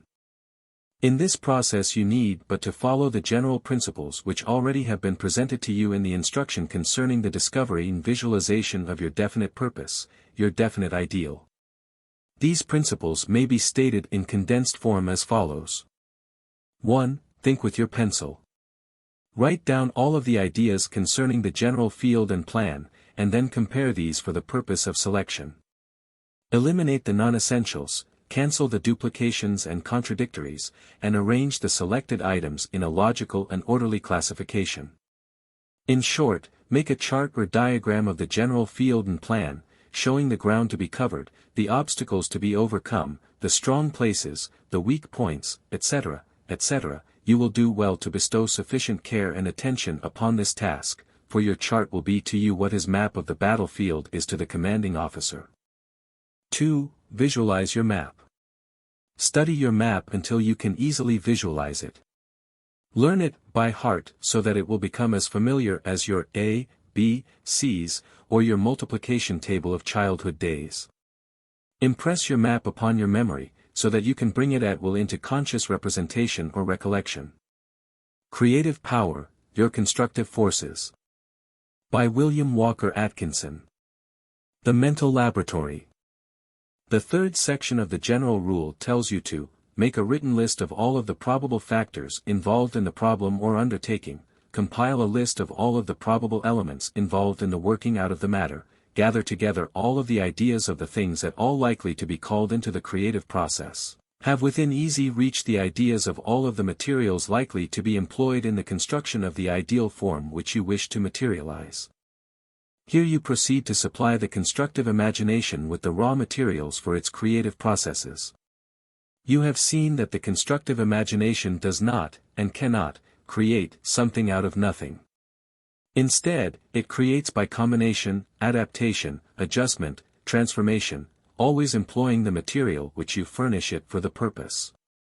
Therefore, you must supply it with the kind of mental images which are best adapted for the creation of the new forms, images or ideas which contribute to the manifestation of your definite purpose, your definite central ideal. This material, composed of mental images, is then employed both by your conscious mentality and by your subconscious mentality, in their work of weaving or fusing the fabric or form of the necessary new images. You must get busy at this point, you have much real work ahead of you here. You must begin by acquainting yourself with the list of the things which seem likely to come into use in the working out of your definite purpose, your definite ideal. You need not be absolutely certain that all of the material being gathered in by you for this purpose really will prove necessary or even valuable in the process. Gather in all that seems, at all likely, to be of some use. In case of uncertainty on this point, give the material the benefit of the doubt, and add it to your list. You may discard it later, if need be. All that you need to do at this time is to gather together such materials as seem likely to be worth consideration in the matter. And, note this, make a written list of all such items of promising material, for you will be called upon to do considerable thinking with your pencil in the work ahead of you.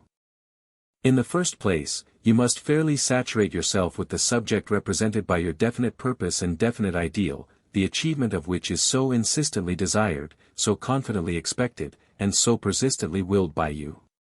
You must learn at least the name and general character of everything connected with or related to that subject, if but even remotely related to it. This, because the images or ideas of these related things are precisely the stuff upon which your constructive imagination must depend for the materials which it must weave or fuse into newer and more efficient images.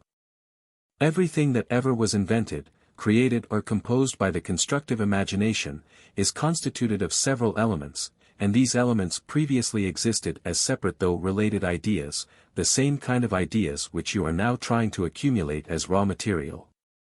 The men who invented, created or composed those new things were dependent upon these separate images or ideas for their material. Without them these men could not, and would not have invented or created those new images. You are now in the same position as were they before their work was really begun, or rather, before their definite purposes and definite ideals had begun to assume clearly defined form and proportions. Morse, Stephenson, Marconi, Edison, and the rest of the inventors, were once, in the same boat, in which you are now. To duplicate their processes, you must gather together the raw materials just as they did. This should be plain enough for you, but do not proceed further until this truth is thoroughly grasped and appreciated by you. You must be well grounded in the facts of this fundamental principle before you properly may proceed to set the same into creative activity. There is no royal road to constructive imagination. All, high and low, always have, must now, and must always hereafter, travel the same common road leading to the goal. This all includes yourself. A moment ago, we told you that, you must fairly saturate yourself with the subject represented by your definite purpose and definite ideal, the achievement of which is so insistently desired, confidently expected, and persistently willed by you.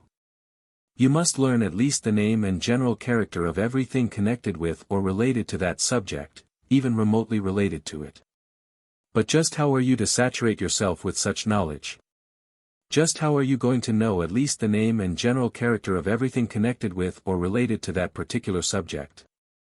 The correct answer to these questions involves a most important method of the scientific application of constructive imagination, and you should consider carefully the following information given as the answer.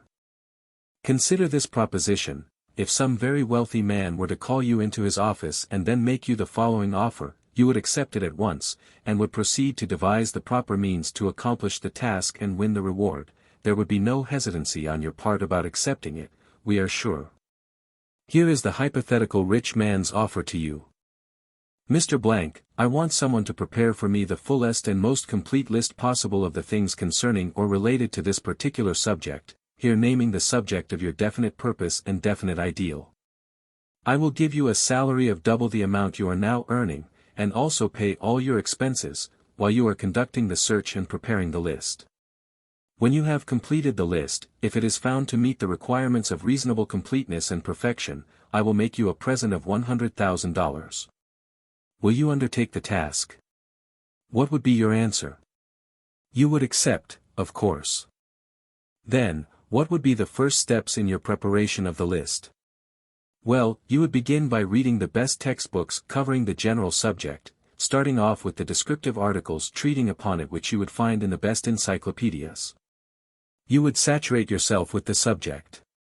You would consult with persons employed in occupations necessitating at least a working knowledge of the subject.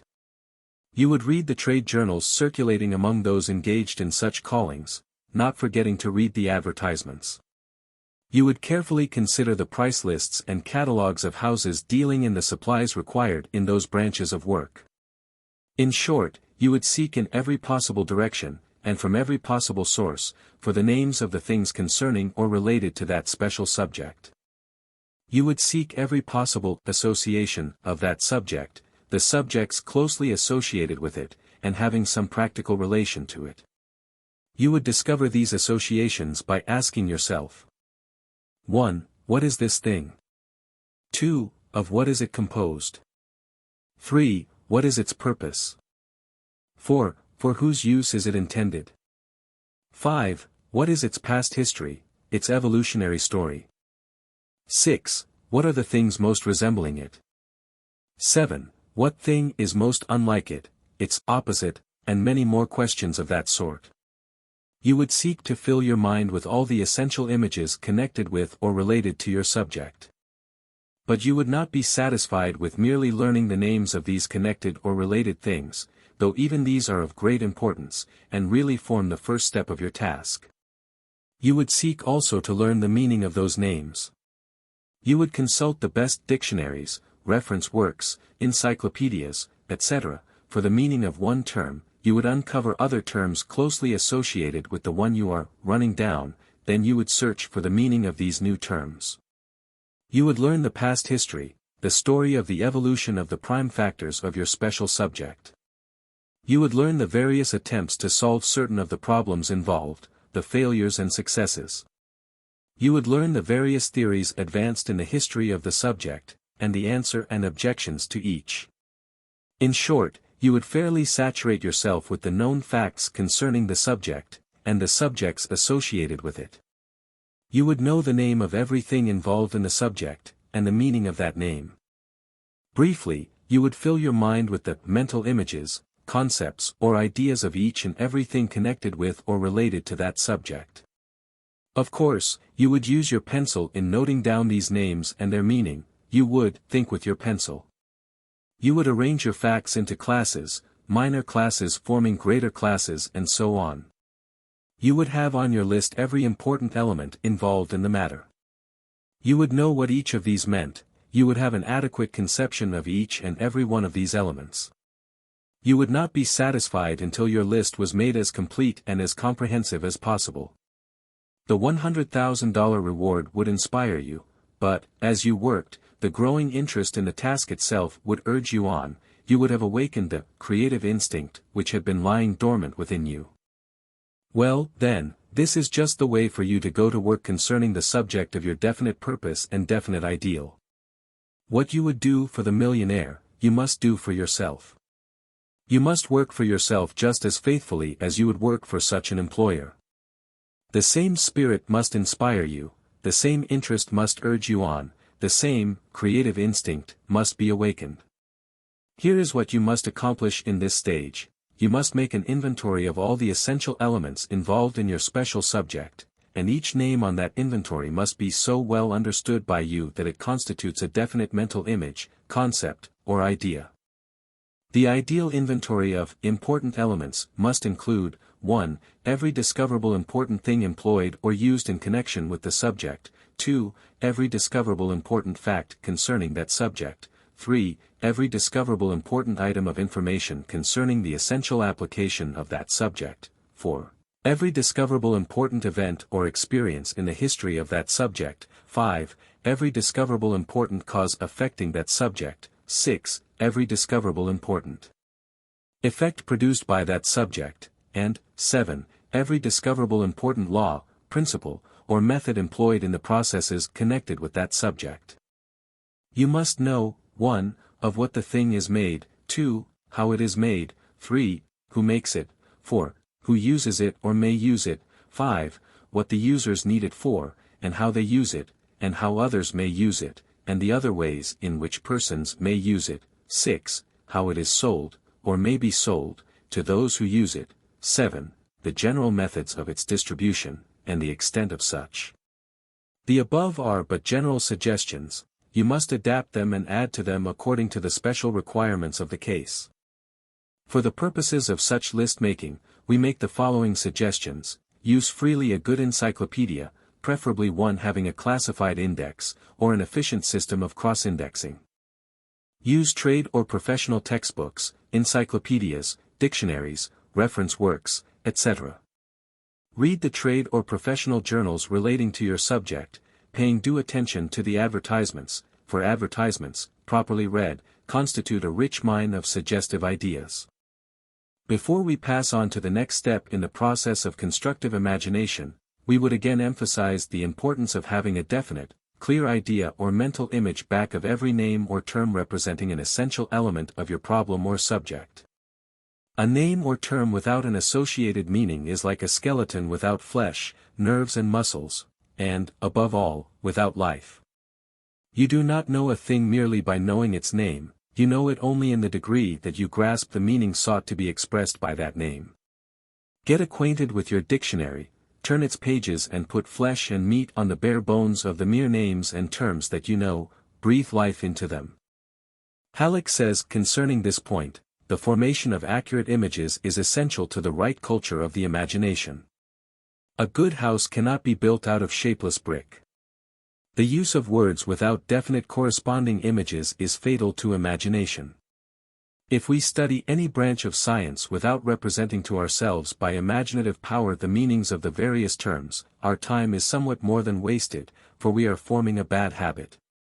Molecular vibrations, tension of the ether, undulations of varying amplitude and length, valves of the heart, stamens, peltate leaves, Gothic arches, these are terms which should never be used without the ability to form sharp images in each case. A person who had been talking about defective flues as causes of fires, was asked to state plainly what he meant by a defective flue. It was then seen that he had no clear image corresponding to the term, which was simply a mask for his ignorance. Persons who allow themselves to use terms in this way must not expect to have much imaginative power. Let your meanings of names and terms take on the aspect of mental pictures, or images, of the thing represented by the names. See the thing in your mind's eye when you are intently thinking of it, visualize it into mental life and vigor, and it will take on a world of new meaning to you when you wish to employ it as an element of constructive imagination. A lively imagination, in the true meaning of that term, is an imagination in which the images are alive, and not mere lifeless verbal skeletons of things long since passed out of actual, moving existence. Breathe the breath of life into your mental images. The fourth section of the general rule tells you to classify these ideas, elements and factors according to their general nature, their general uses, their known relations and associations, cross-indexing them under appropriate headings, and referring to the lesser elements, parts, or factors of which each is composed. Diagram and chart these ideas according to your system of classification, so as to have the whole matter under your mind's eye, and that you may be able to grasp the arrangement at a glance without having to hunt for scattered items. By following this method, after having accumulated your materials of constructive imagination, i.e., your concepts, ideas, or mental images of the elements involved in the future creation of new images, you will arrange them according to some logical system of classification. In this way you file away each particular concept or idea according to its proper place in a more general class, and, thereby, you are able more easily to find it when you need it. This plan, as compared with that of simply piling your ideas and concepts in a miscellaneous heap, is akin to the scientific method of filing away correspondence in a filing cabinet as compared with that of simply throwing the letters together in a barrel, box, or large drawer. A businessman is able to find the letter he needs, simply by going to his file and placing his hand on the proper compartment. He has an immense advantage over the one who has to hunt through a large mass of unfiled correspondence. It is not enough to have the idea of a thing, it is necessary to know where to find that idea when you want it. Psychology informs us that one may far more easily remember facts filed in the memory records according to some system of logical classification, than where the facts simply exist, somewhere in the mind. Your classification of concepts or ideas should be according to the general nature of the ideas, their natural associations with other objects, their uses. For instance, in your mental file of building materials, there would be contained the concepts of stone, clay, brick, iron, steel, lumber, concrete, cement, tile, etc. In your mental file of metals, there would be found the records of iron, copper, gold, silver, nickel, zinc, platinum, lead, tin, antimony, manganese, mercury, aluminum, cobalt, tungsten, etc. In your mental file of mechanical devices, there would be filed your records of axles, shafting, wheels, levers, pulleys, cranks, cams, eccentrics, winches, windlasses, inclined planes, wedges, toggle joints, endless screws, belts, gear wheels, gearing, couplings, etc. In your mental file of fibers and textiles, there would be placed your records of cotton, flax, hemp, jute, linen, manila hemp, noils, ramie, shoddy, silk, organzine, floss silk, wool and worsted, coir, artificial silk, artificial cotton, vegetable silk, etc. In your mental file of dairy products, you would place your records of milk, skim milk, casein, cream, butter, cheese, buttermilk, milk sugar, ghee, kefir, kumis, whey, etc. The above illustrative examples should be sufficient to indicate the general idea of efficient and practical classification. Each general classification, moreover, should be subjected to subclassification. Large classes should be divided and subdivided into the lesser classes. Small classes should be raised to higher and still higher classes, and so on until the highest general class is reached.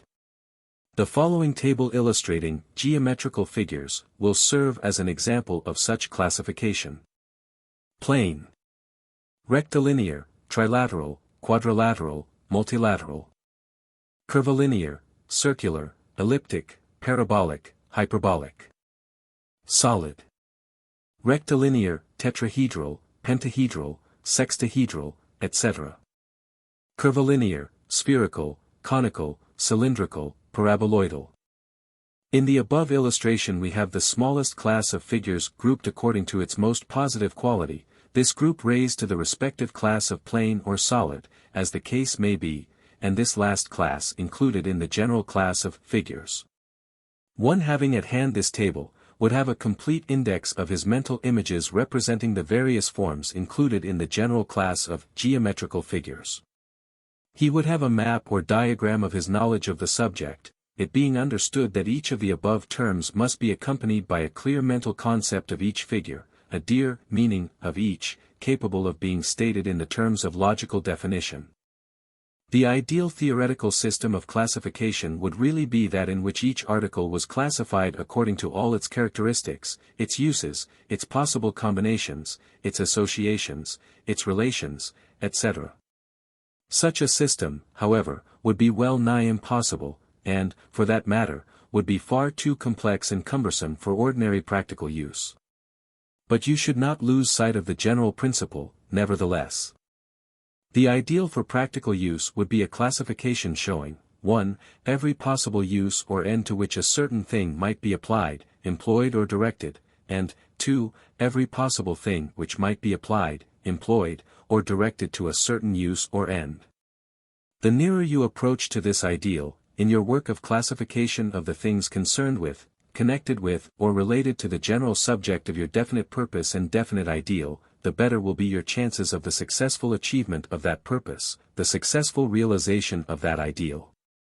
It is said that a certain eminent inventor possesses a very complete index, and series of cross-indexes, of nearly everything concerned with the general field in which he is working. For instance, he has lists showing, 1.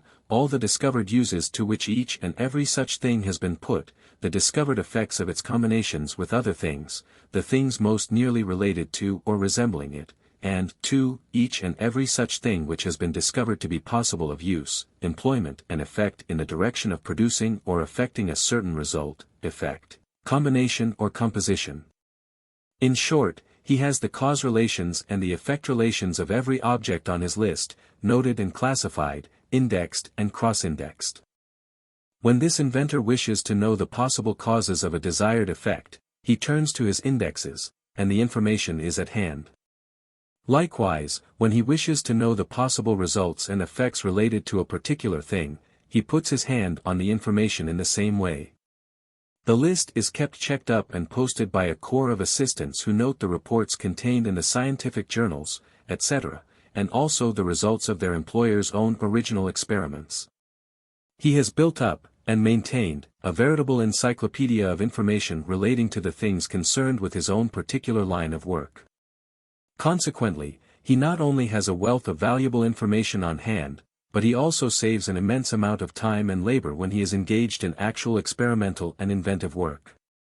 While the illustrated instances above cited represent extreme cases, yet they serve to bring out the principle involved. It is not expected that you should undertake any such elaborate system of classification, yet you should not fail to employ its general principle to the highest degree of which you are capable, or which you find possible under the circumstances.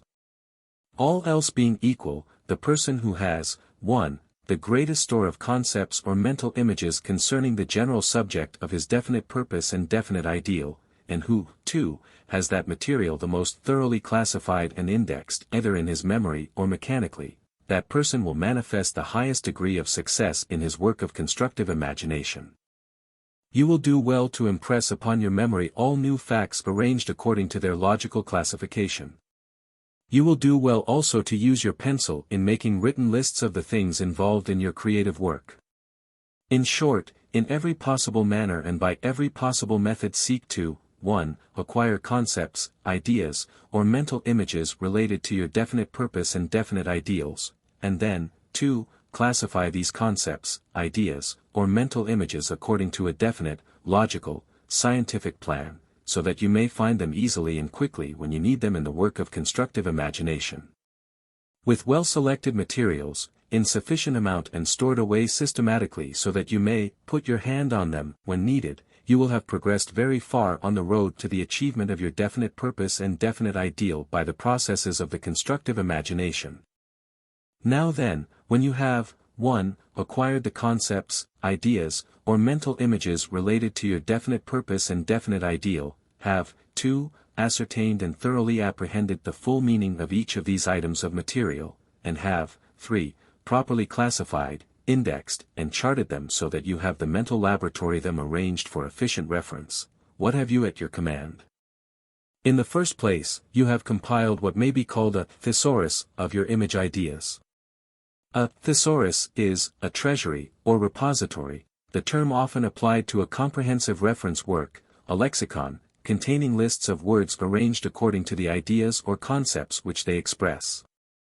A dictionary contains a list of words, with the definition of each, the statement of the idea or concept which each expresses.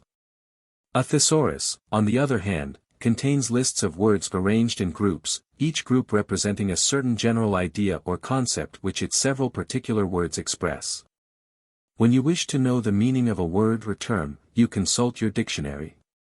When you wish to find the several words or terms expressing a certain idea or concept, you consult your thesaurus, discovering there the term denoting the general class of ideas or concepts which you have in mind, you find arranged opposite it the several particular words or terms employed to express that class of ideas or concepts.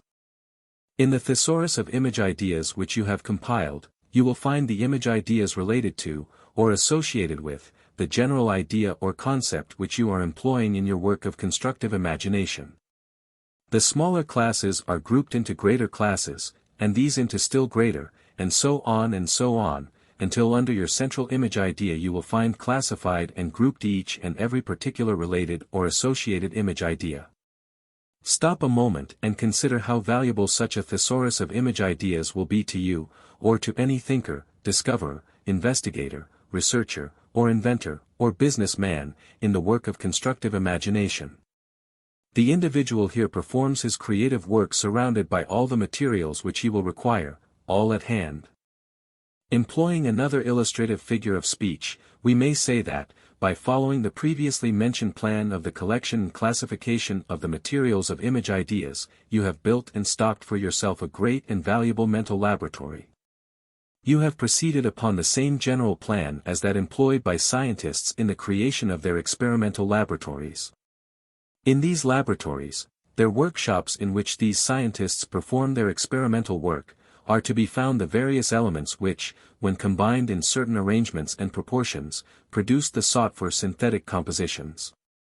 The scientist in his laboratory, and in his actual work, follows the same general plan which you are to follow in your experimental work along the lines of constructive imagination, i.e., he tries first this combination, and then that one, until he reaches the best working combination, the most satisfactory composition.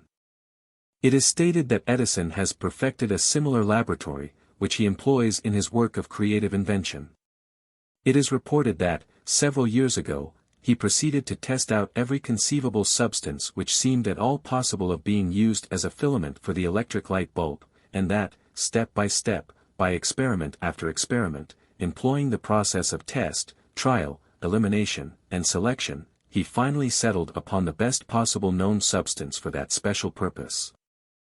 Luther Burbank is said to conduct his experimental work in plant creation in a similar way. He tests, tries, experiments, combines, separates, eliminates, and finally, selects and preserves the fittest.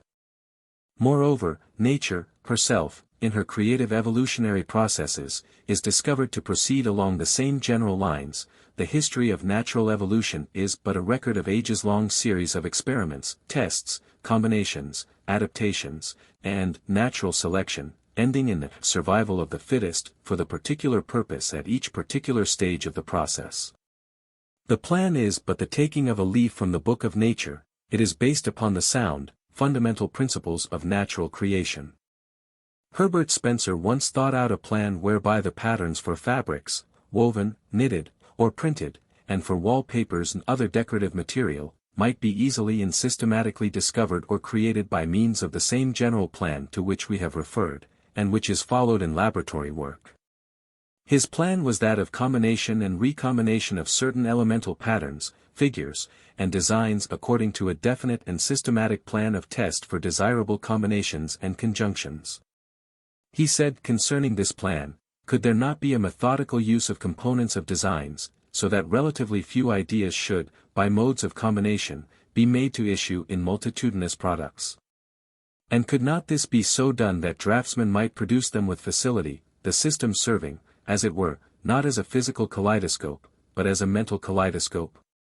Elmer Gates, the psychologist-inventor, is stated to have made many of his important discoveries and inventions in precisely the way indicated in our preceding consideration of effective constructive imagination, the method of combining the elements of previously classified concepts and images. In fact, he is said to attribute his success in his inventive work directly to the psychological methods based upon this general principle, which he had previously worked out and systematized. It is stated that Professor Gates has secured practically all of his many important discoveries and inventions in electricity and acoustics, his special branches of inventive work, in just this way. He is said to have spent several years and much money in acquiring the materials for his list of concept images which formed the elements of his constructive work in these branches. He is reported to have worked with a list of about 2,000 simple concept images in electricity alone, from which he has produced about 15,000 complex idea images. In acoustics, he is said to have worked with over 3,000 simple concept images, from which he has evolved nearly 10,000 complex idea images. Many believe that his methods and ideas, when finally known and adopted, will work a revolution in the world of inventive thought.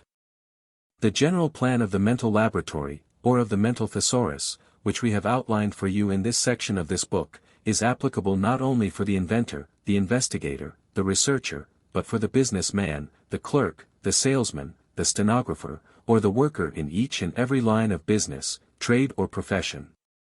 The principle is universal and may be applied in every field of human endeavor and industry. In fact, it is not too much to say that some of the elements of this plan have been consciously or unconsciously employed by every individual who has worked his way up from a subordinate position to one of authority and command. The essence and substance of the general idea is the gathering up and storing away of as many as possible of the facts associated with the work in which you are engaged, the ideas of the things likely to be needed at some time in that work, so that you may have them within easy mental reach at such times in which you have need for them. The task is twofold, viz. 1. The task of acquiring the necessary concepts, ideas and mental images in question, and 2. The logical, scientific classification and filing away of these facts, concepts and ideas, so that you may be able to put your finger on them easily and quickly when you have need for them. The individual who will saturate himself with these essential facts, and who will classify and store them away for future use, is certain to reap his reward of success, appreciation and achievement in his particular line of work. Now then, let us proceed in the following section of this book to the consideration of the final steps or stages of the processes of constructive imagination.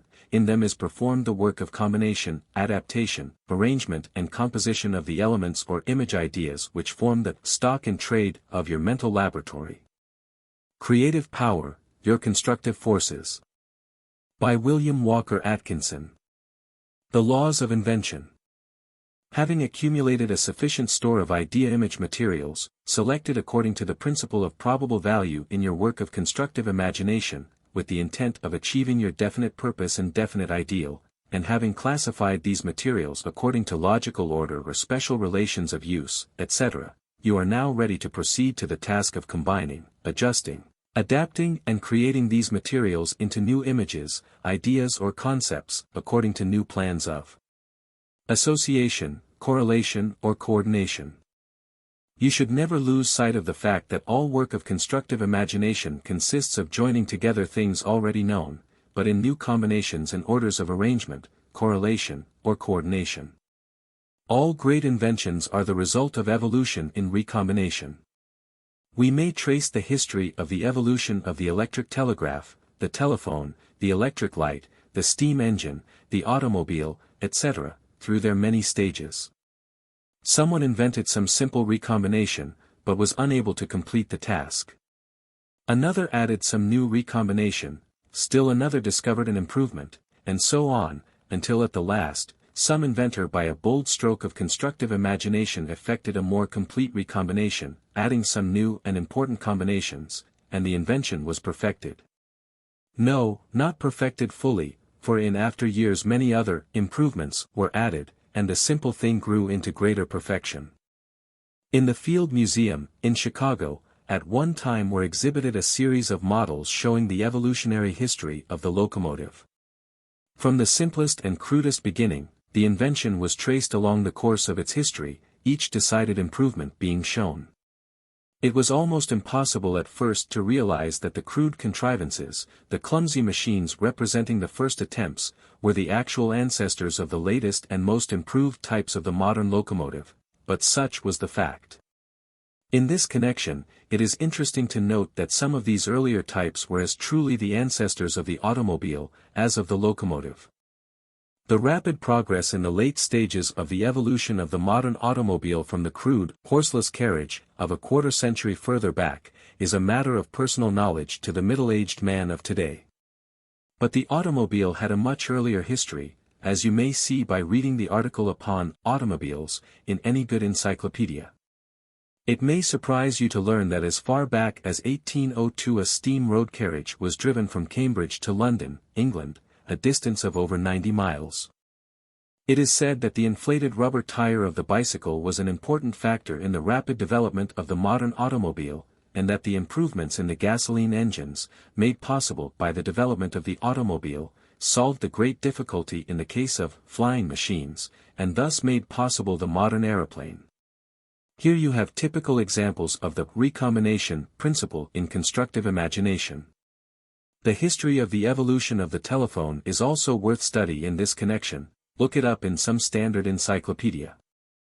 Ribot says concerning this fact of the evolution of inventions, mechanical and industrial imagination, like aesthetic imagination, has its preparatory period, its zenith and decline, the periods of the precursors, of the great inventors, and of mere perfecters.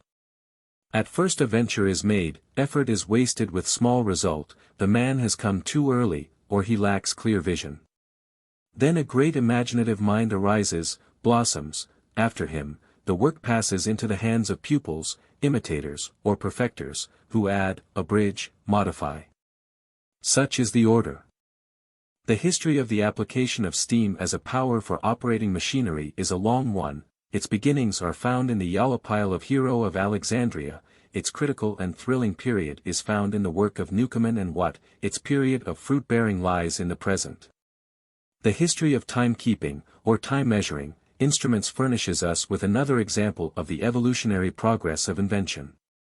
First, came the simple clepsydra, or water clock, in which time was measured by the flow of water, then came a water gauge causing a hand to move around a dial, the two hands, indicating hours and minutes, respectively. Then came a great improvement, i.e., the addition of weights, by means of which the clepsydra became a true clock. This improved clock was at first cumbersome and massive, but gradually became smaller and lighter. Then, Tycho Brahe contrived a clock form capable of measuring seconds of time. Then came another great improvement, i.e., Huygens' invention of the spiral spring replacing the weights. The clock gradually evolved into the crude, large and cumbersome watch. The watch, in turn, by gradual steps evolved into the thin, small, and marvelously accurate modern watch. Man observed the efficient natural instruments and implements of the lower animals, and began to improve upon them.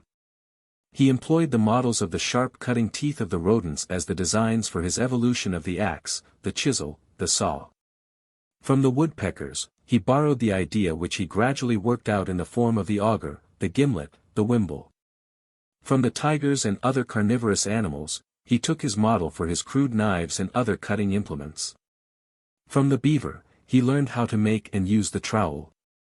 From the claws of the digging animals, he evolved the idea of the hoe and the rake. From the fish's fin, he secured the rudimentary idea of the oar. From the wing of the bird, he acquired his first idea of the sail. From the spinning insects, he learned the nature and use of the spindle and distaff. From these humble beginnings arose the marvelous array of the highly efficient implements, tools and machinery employed by civilized man today. More than this, from his original weapons of offense and defense, the battle axes and clubs, he evolved his tools of work such as the hatchet, the tree-cutting axe, the hammer. The lifting power of the battle axe, or war club, empirically discovered, gave him his first idea of the principle of the lever. The use of the rude sail developed the idea of the windmill, the rolling log in the water suggested the water wheel to him, the water wheel, first employed to grind grain, afterward was used to saw wood, lift heavy materials, move great hammers. From these rude applications of natural power, he gradually developed the higher and more complex forms now in common use. The use of the horse and the ox to pull trees and logs, itself an adaptation, gradually evolved into the use of these animals to pull chariots and wagons. These in turn were the beginnings of the motor vehicles of today.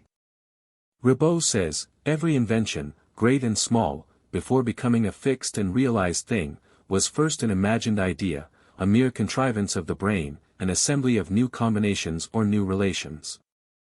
In inventions, man has imagined to a great extent. By the very law of the complexity of inventions, all inventions are found to be grafted upon one another. In all the useful arts, improvements have been so slow, and so gradually wrought, that each one of them passed unperceived, without leaving its author the credit for its discovery. The immense majority of inventions are anonymous, some great names alone survive. But, whether individual or collective, imagination remains imagination. In order that the plough, at first a single piece of wood hardened by the fire and pushed along by human hand, should become what it is today, through a long series of modifications described in special works, who knows how many imaginations have labored. In the same way, the uncertain flame of a resinous branch, guided vaguely in the night, leads us through a long series of inventions to gas and electric lighting. All objects, even the most ordinary and now common, that now serve in our ordinary, everyday life, are condensed imagination. One is impressed by the striking analogy between the processes of invention, as just described, and the processes of grafting in horticulture. Horticultural grafting is defined as the process of taking a shoot or scion cut from one tree or shrub, and inserting it in a vigorous stock of its own or a closely allied species, so as to cause them to unite, and thus to cause the graft to derive a larger supply of nutritive power than it could otherwise obtain. By reference to the history of any invention, we have given actual illustrations of several. You will see that the new idea image always is grafted upon the stock of some older idea image. The new contrivance is the graft of a new contrivance upon an earlier contrivance either of nature or of man. Nature also is seen to proceed in the same way in her processes of creative evolution. Bergson tells us that creation and evolution are but two names for the same universal creative process. All creation is evolution and all evolution is creation. He says, a great creative process is in progress, sweeping everything along in its course. The actual present is all existence gathered up in this creative process. The past is also gathered up into it, exists in it, is carried along in it, as it presses forward toward the future. It is an unceasing becoming, which preserves the past and creates the future. It is creative evolution, a process in which past, present, and future are involved. Psychologists and philosophers alike are in agreement concerning the fundamental fact that even the highest forms of constructive imagination are dependent upon the raw materials of reproduced sense experiences, and that constructive imagination can build only with these materials, for it has no others with which to build. But this fact has been overemphasized, in some cases to even such an extent that the term creative has been tacitly denied to even the highest activities of the constructive imagination. This particular view is too often presented as the whole truth, the other half of which must be supplied in order to perfect the whole. We ask you to consider the following statements expressing and illustrating the opposing viewpoints, for we wish you to perceive the truth in both of its aspects, and thus see the thing as it is.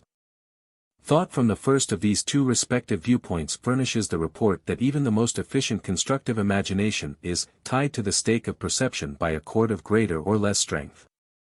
In this view, the imagination is held to be entirely dependent for its working materials upon the perceptions arising from sense experience.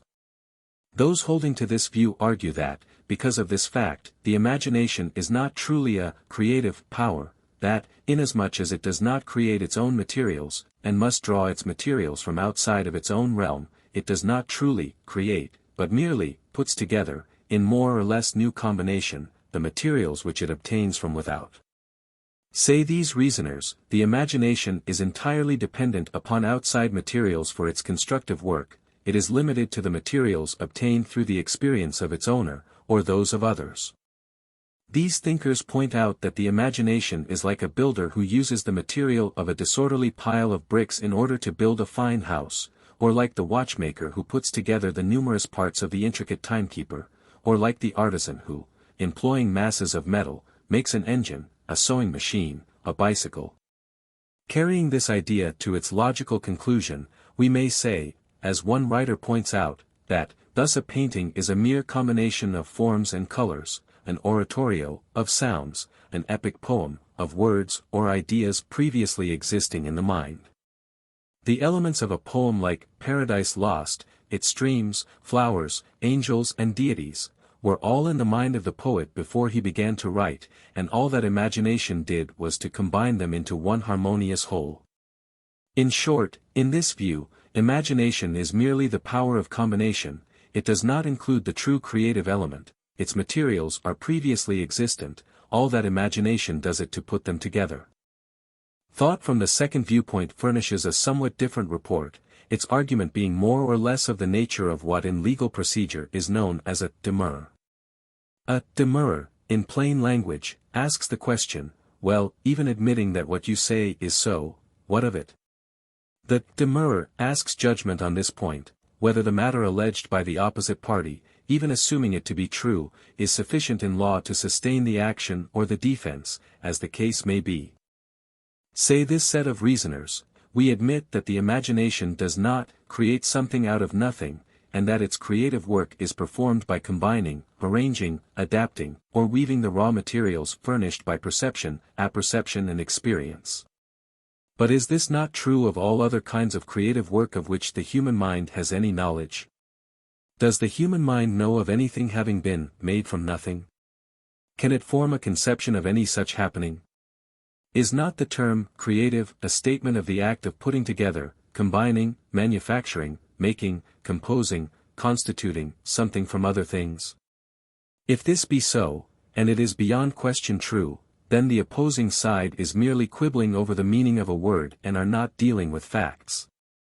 These thinkers say further, the opposite side has told but a half-truth, not the whole truth, that which is withheld is as important as that which has been stated. Every work of art, every process of reasoning, every product of hand, brain, reason, imagination, or their combinations, is a composition, a joining, a fusing, a welding, a putting together.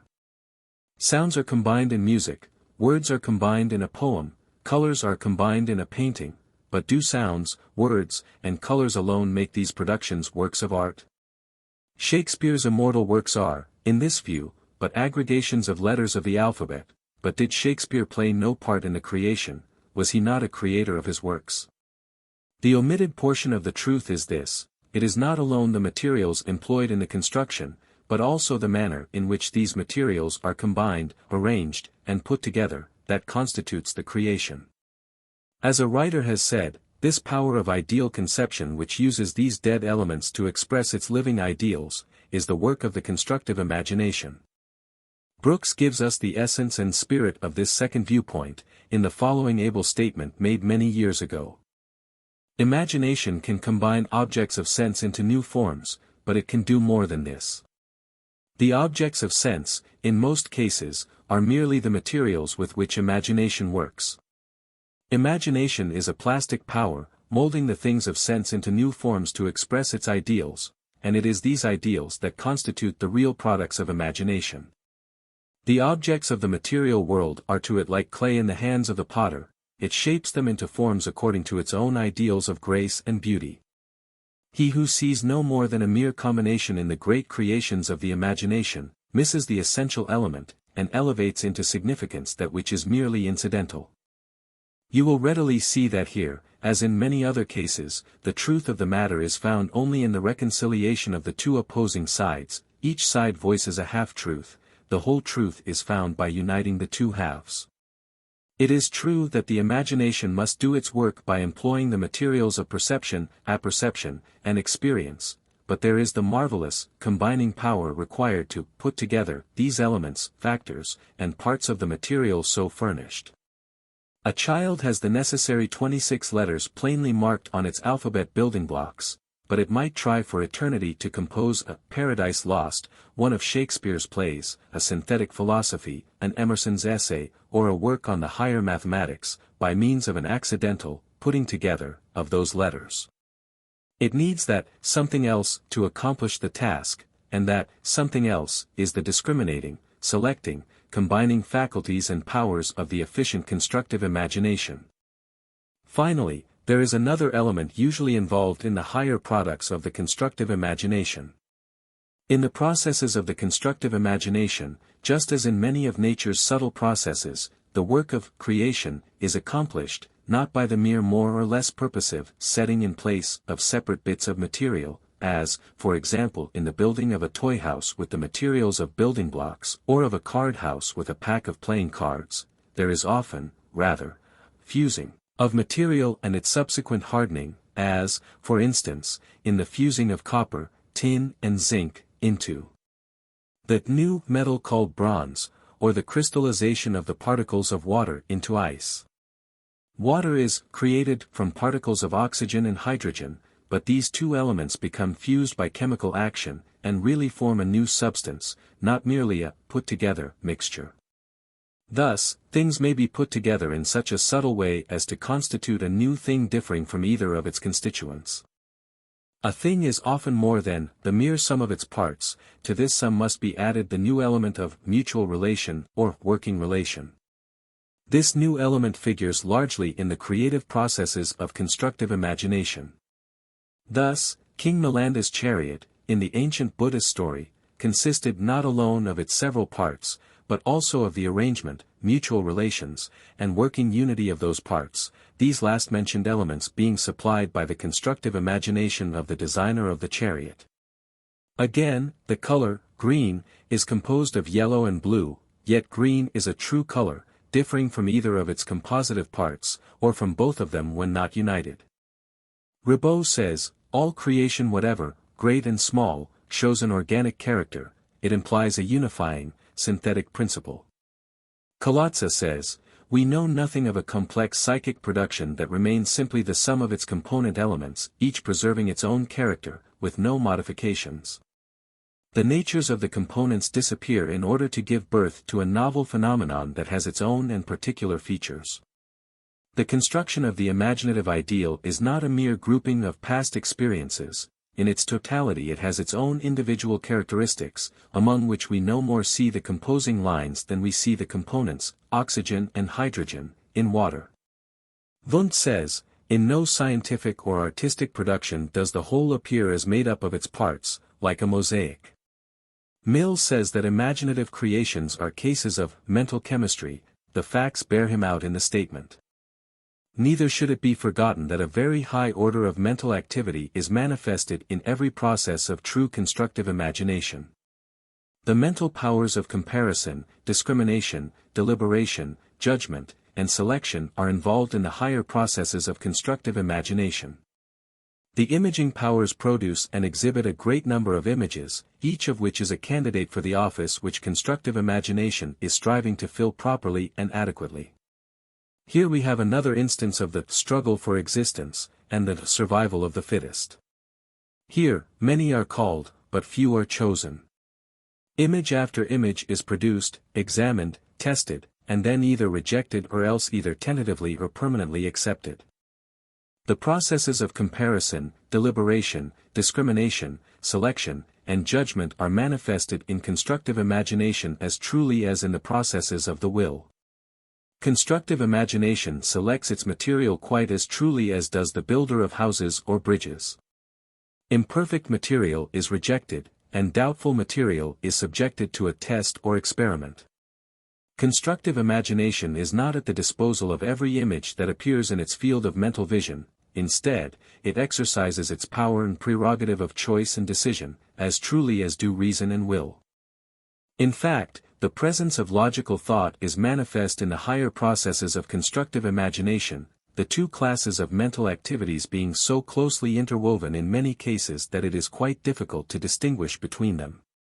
Reason scrutinizes closely the images which present themselves as candidates for admission to the inner chambers of the mind. Many appear, but few are accepted. Only those are admitted which comparison determines to be fitted for the requirements of the purpose occupying the field of attention. As a writer says, the inventor never thinks harder than when he is comparing his images with each other, and rejecting the unfit. Thought also enables him to change an image in conformity with a certain plan.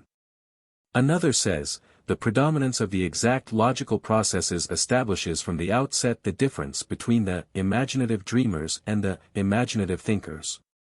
Wundt, indeed, goes still further, when he lays down the rule that, imagination is, in reality, a thinking in particular sense ideas, as such it is the source of all logical or conceptual thought. And a leading teacher says, the man who does not think in images will never be a clear thinker, and those who are compelled to follow him are to be pitied.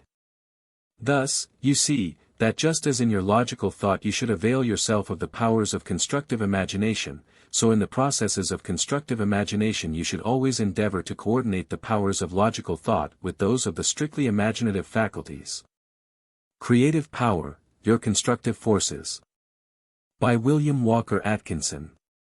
Creative Composition.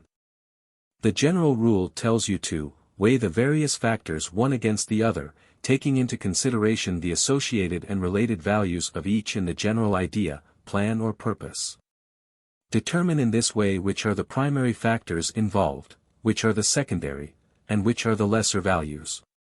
Concentrate on the prime factors, and make these the central points in your process of constructive imagination, the focal centers around which you purpose grouping the associated factors or elements. The general rule also tells you then to experiment by tentatively placing the secondary factors in association with and relation to the prime factors, regardless of how improbable and incongruous at first may seem such association and relation. Around the letter A, build alphabet block combinations of the letters B, C, D, E, F, G, etc., blocks, to see if they make sense, or if they suggest anything of rational meaning to you. Discard all combinations that seem lacking in utility, but only after actually making the test and experiment. When there are several apparently satisfactory, or fairly promising combinations, weigh these one against the other to determine their comparative values, discarding the lesser values, and retaining the greater, until you have secured the survival of the fittest. Then proceed to test out the lesser factors in the same way, working out all the details of the plan. In the above stated principles of the general rule there is condensed the statement of the general methods employed by man in all of his inventive processes, from past time to the present, and in fact, the method seemingly employed by nature herself. There is, therefore, nothing entirely new in the method. The newness, however, is there. It consists of the fact that man has discovered how to apply this method consciously, deliberately, systematically and scientifically, instead of blindly, instinctively, haphazardly, and in a hit-or-miss manner. Modern psychology has simply harnessed this mental process, and now drives it under perfect control. Thus, the old method becomes a new one, because applied in a new way. The old new method has been given several names. Perhaps the name, creative composition, fits it as well as any, so we shall employ it here. Composition means the act of composing, putting together, joining together, uniting, associating, correlating. Creative composition, then, means the act of recomposing, recombining, readapting, rearranging, or newly putting together the mental image ideas of man or of nature, in the process of constructive imagination proceeding toward the achievement of a definite purpose and the realization of a definite ideal. In creative composition, you begin with the building materials of mental image ideas which you have gathered together and arranged according to a convenient and efficient classification.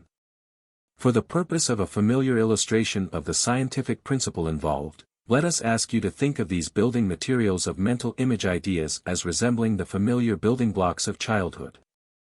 You have the general idea of your definite purpose and definite ideal before you. You perceive clearly the obstacle which you wish to overcome, the new means to an old end, or new ends for old means, the bridge which you wish to build over the space separating the two sides of the stream of ideas. How shall you proceed to accomplish these ends by means of your imaginative building blocks? The answer is, simply as the child proceeds when he wishes to build the structure which he has in mind, i.e., by taking up the various building blocks of various sizes and forms, and experimenting with them. The child puts this block alongside of that block, and finding that the combination will not answer, he continues to make new and still newer combinations, until at last he discovers the combination that will work. If you will examine the history of inventions and scientific discoveries, you will find that the great triumphs in these respective fields have been made in just this way. The two terms, experiment and experience, are closely connected, both have the same origin, both spring from the Latin word experire, meaning, to try. Experiment is a trial or test made with the hopes of discovery. Experience is the knowledge gained from experiments. All inventions, all scientific discoveries, all results of constructive imagination, proceed along the line of experiment, trial, tests, putting this and that together, to discover how it will work. This is the whole story, told in a few words. In working toward the achievement of your definite purpose and definite ideal through the constructive imagination, you must put this and that together, along the lines of experiment, trial and test. You must arrange your imaginative building blocks, first in this new combination, and then in that one. You must at times even break apart some of the blocks, using portions of them to add to others, and thus to form new combinations. You must proceed with the idea that, somewhere in these blocks there abides the certainty of a successful combination, and it is up to me to find it. In your imaginative building blocks there is hidden the secret of the exact combination for which you are seeking. You can discover this only by experiment, and if you continue to experiment faithfully and intelligently you will surely discover the solution of the problems. Here is the process reduced to a familiar illustrative formula. You have 26 imaginative alphabet blocks before you for your experiment, each block having a letter of the alphabet stamped on its face, from to Z, inclusive. You start by taking the A block and combining it with the B block, then the C block, and so on until the Z block is reached. If the desired combination is not reached in this way, you begin with the B block and test it with all the blocks from C on to the end of the list. Then try the combination of the C block with all the others, in turn, from D downward. By continuing this process sufficiently long, you will exhaust the possibilities of the two-letter combinations. If necessary, you may then proceed to experiment with the three-letter combinations, following the same general rule.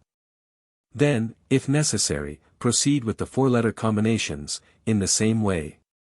And so on, if the desired result is not obtained, until the blocks have been tried and tested in every possible combination or arrangement, order and sequence. By this process, extended to its utmost limits, you will in turn have formed the combination of every one of the many thousands of words in the largest English dictionary. Stop to think of it for a moment. Every word in any or all of the great dictionaries is made up and composed of combinations of certain of 26 letters, no more. And a list of new words, exceeding in number the known words, could be composed and made up in the same way. But, of course, in the actual practice of creative composition, you will not be faced with so formidable and so complicated a task as that above illustrated. Your combinations will be far more simple, owing to the fact that your imaginative image ideas are classified properly. For instance, if you wish to conjoin your house block with your several building material blocks, you have but to go to your building material compartment and creative composition pick out the following respective building material blocks, i.e., brick, stone, wood, iron, steel, concrete, etc. If you wish to form a combination between the image idea of some utensil and some undetermined particular kind of metal, you have but to test your metallic utensil block with each of the following metal class blocks, i.e., iron, copper, gold, silver, nickel, zinc, platinum, lead, tin, antimony, manganese, mercury, aluminum, cobalt, tungsten, etc.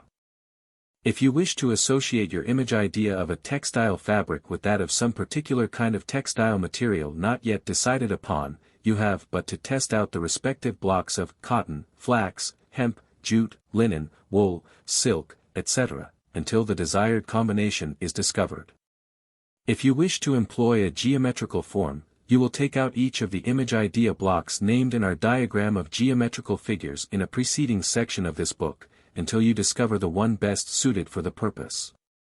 If you wish to invent or to discover some new particular color, you need but to take out the 3 blocks of the 3 primary colors, i.e., red, blue, and yellow, and then, by experimental combinations, employing shade and tint agencies, you will in time reach any possible tint, shade or hue in the great world of colors. Nature has proceeded in just this way, for she has made a world of almost infinite variety of material things, by the combination and creative composition of about 80 elements of material substance, these in turn having been created and recombined from still more elementally material. As we have said, all inventions and discoveries have been made in just this way, viz., by the process of creative composition. The locomotive is a combination of wagon, certain mechanical agencies and appliances, stove, tea kettle, and engine. The automobile is the combination of wagon, stove, gas, explosion, engine, and certain mechanical contrivances. The wagon was the primary building block of both locomotive and automobile. The wagon, in turn, is but the combination of wheel, axle, and body, the wheel itself being an evolution from the rolling log. The aeroplane is but a combination of kite, engine, and propeller, all old ideas formed by creative composition into a new one. The steamboat is but the idea of boat, plus steam engine and mill wheels.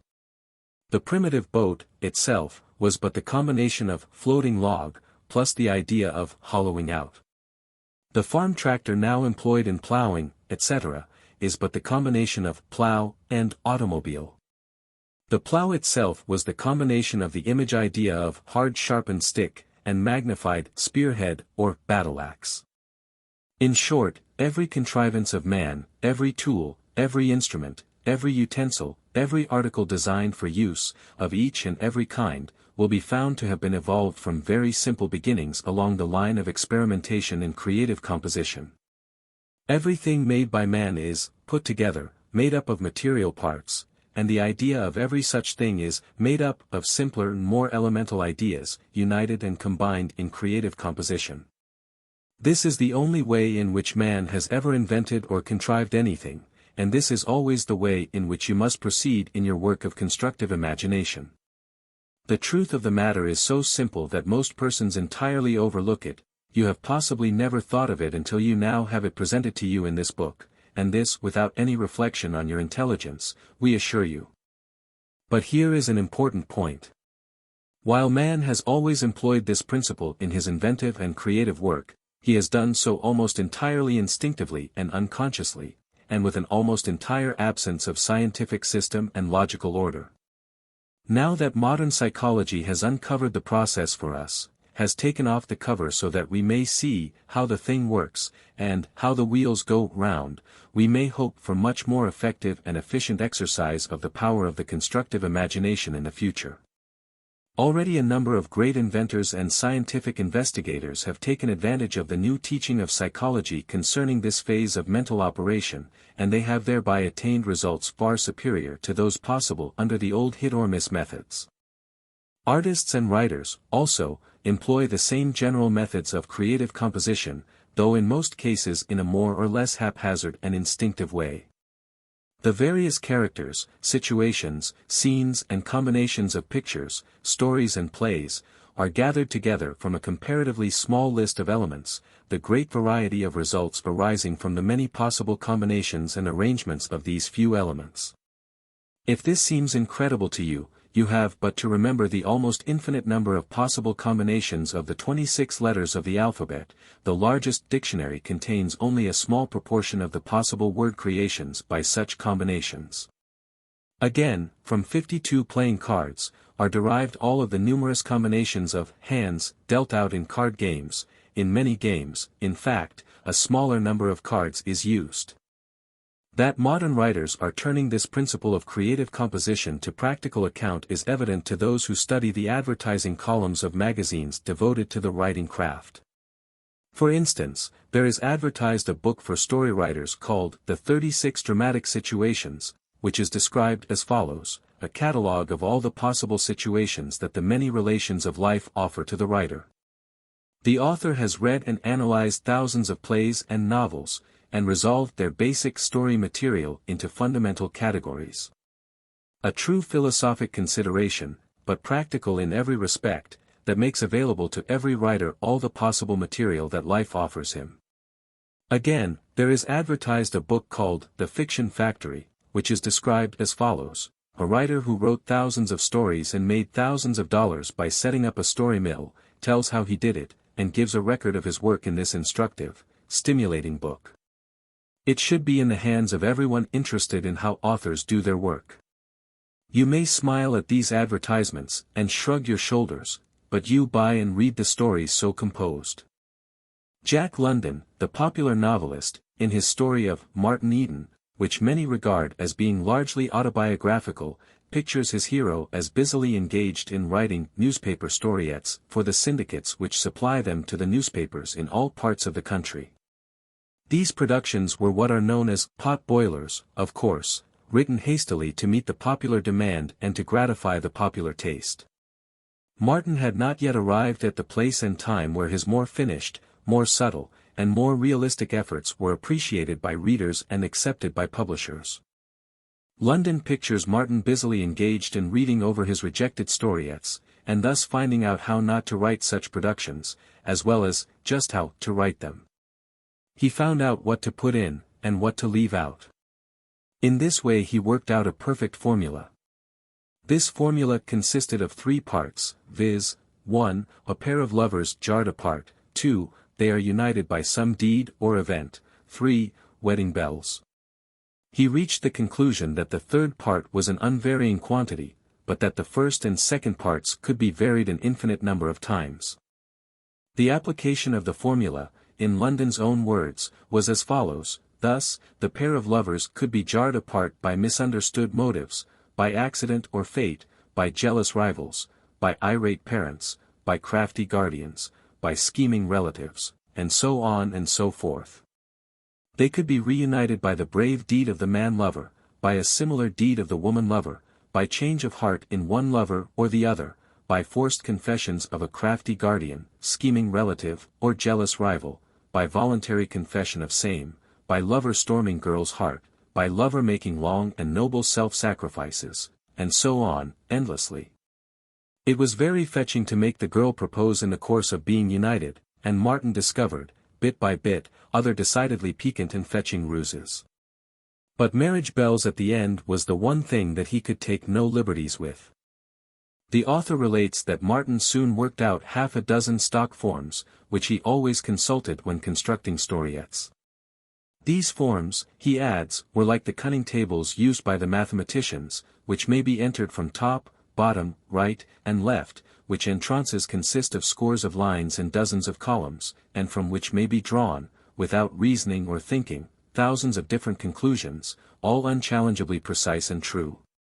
Thus, in the course of half an hour, with his forms, Martin could frame up a dozen or more storiettes, which he put aside and filled in at his convenience. The real work was in constructing the frames, and that was merely mechanical. He had no doubt whatever of the efficacy of his formula. His machine-made storiettes, though he hated them and derided them, were successful. We have also read the story of the early life of a great painter of whom it is told that in order to keep the wolf from the door he painted stock pictures for the trade pictures bearing a fictitious name, which were designed for sale at the popular auction houses of that time. He could paint such pictures in a day or two, sometimes in a few hours, in fact, and, in spite of their hasty preparation, they showed signs of merit and skill, if not of genius, and appealed to the taste of those attending the auction sales. They sold well and served to keep the pot boiling. His main difficulty was that of providing subjects for his pencil and brush, so he set to work to overcome this difficulty. Like Martin Eden, he discovered a formula, he invented a system. He prepared a series of cardboard discs, upon each disc he wrote the name of some main element or detail of a picture. The 4 seasons each were thus noted, each suggesting the associated facts of scenery. Mills, meadows, hills, mountains, the sea, lakes, forests, etc., each were noted down. Thus he had at his disposal several hundred elements or details of a popular picture. He made a great combination wheel of his discs, so arranged that when he gave the wheel a twirl, it would finally come to rest with a number of details appearing directly under the arrow point placed just over the top of the wheel. Thus he would read, for instance, autumn, hill, lake, old mill, etc., etc., and he would then have the general subject of his picture, the details and treatment to be supplied from fancy, inclination, and the mood of the moment. In this way he avoided too marked monotony, too much repetition, and, above all, too much time and thought expended upon hunting for subjects. Sordid, mere mechanical construction, prostitution of talent, you may say. Well, perhaps so, yet the plan accomplished the purpose, and overcame the obstacles. In each case it served as a stepping stone to better things. The real fault was in the cheapness and superficiality of the work, in its absence of animating spirit, not in the mechanism of arranging and combining details. For even the greatest artist and writer must have his mechanism, as well as his genius and inspiration. You would be surprised to learn how laboriously the materials and the combinations of the great artists, writers and playwrights, are obtained and conjoined. You see only the finished product, you lose sight of the mental mechanism which built it up. Yet that mechanism is always there, it must be there. Art serves to conceal it, but not to dispense with it. The machinery is always present and active, though there be also present, the God in the machine. Even God or nature employs machinery in creation. We shall close our consideration of the methods of efficient constructive imagination by reminding you that the general rule finally tells you, having reached at least a fairly satisfactory working plan, idea, invention, or solution of your problem, you should then carefully detach yourself from it, you should move from your personal point of view, and try to see it as others will see it. Try to imagine the effect it will have on the persons whom you wish to be interested in your finished product, how it will meet with their requirements, satisfy their wants, arouse their desires for it, etc. Your own created conjunction, plan, method, design, or invention naturally will seem to you as the infant does to its mother. No mother is an unprejudiced critic of her own baby.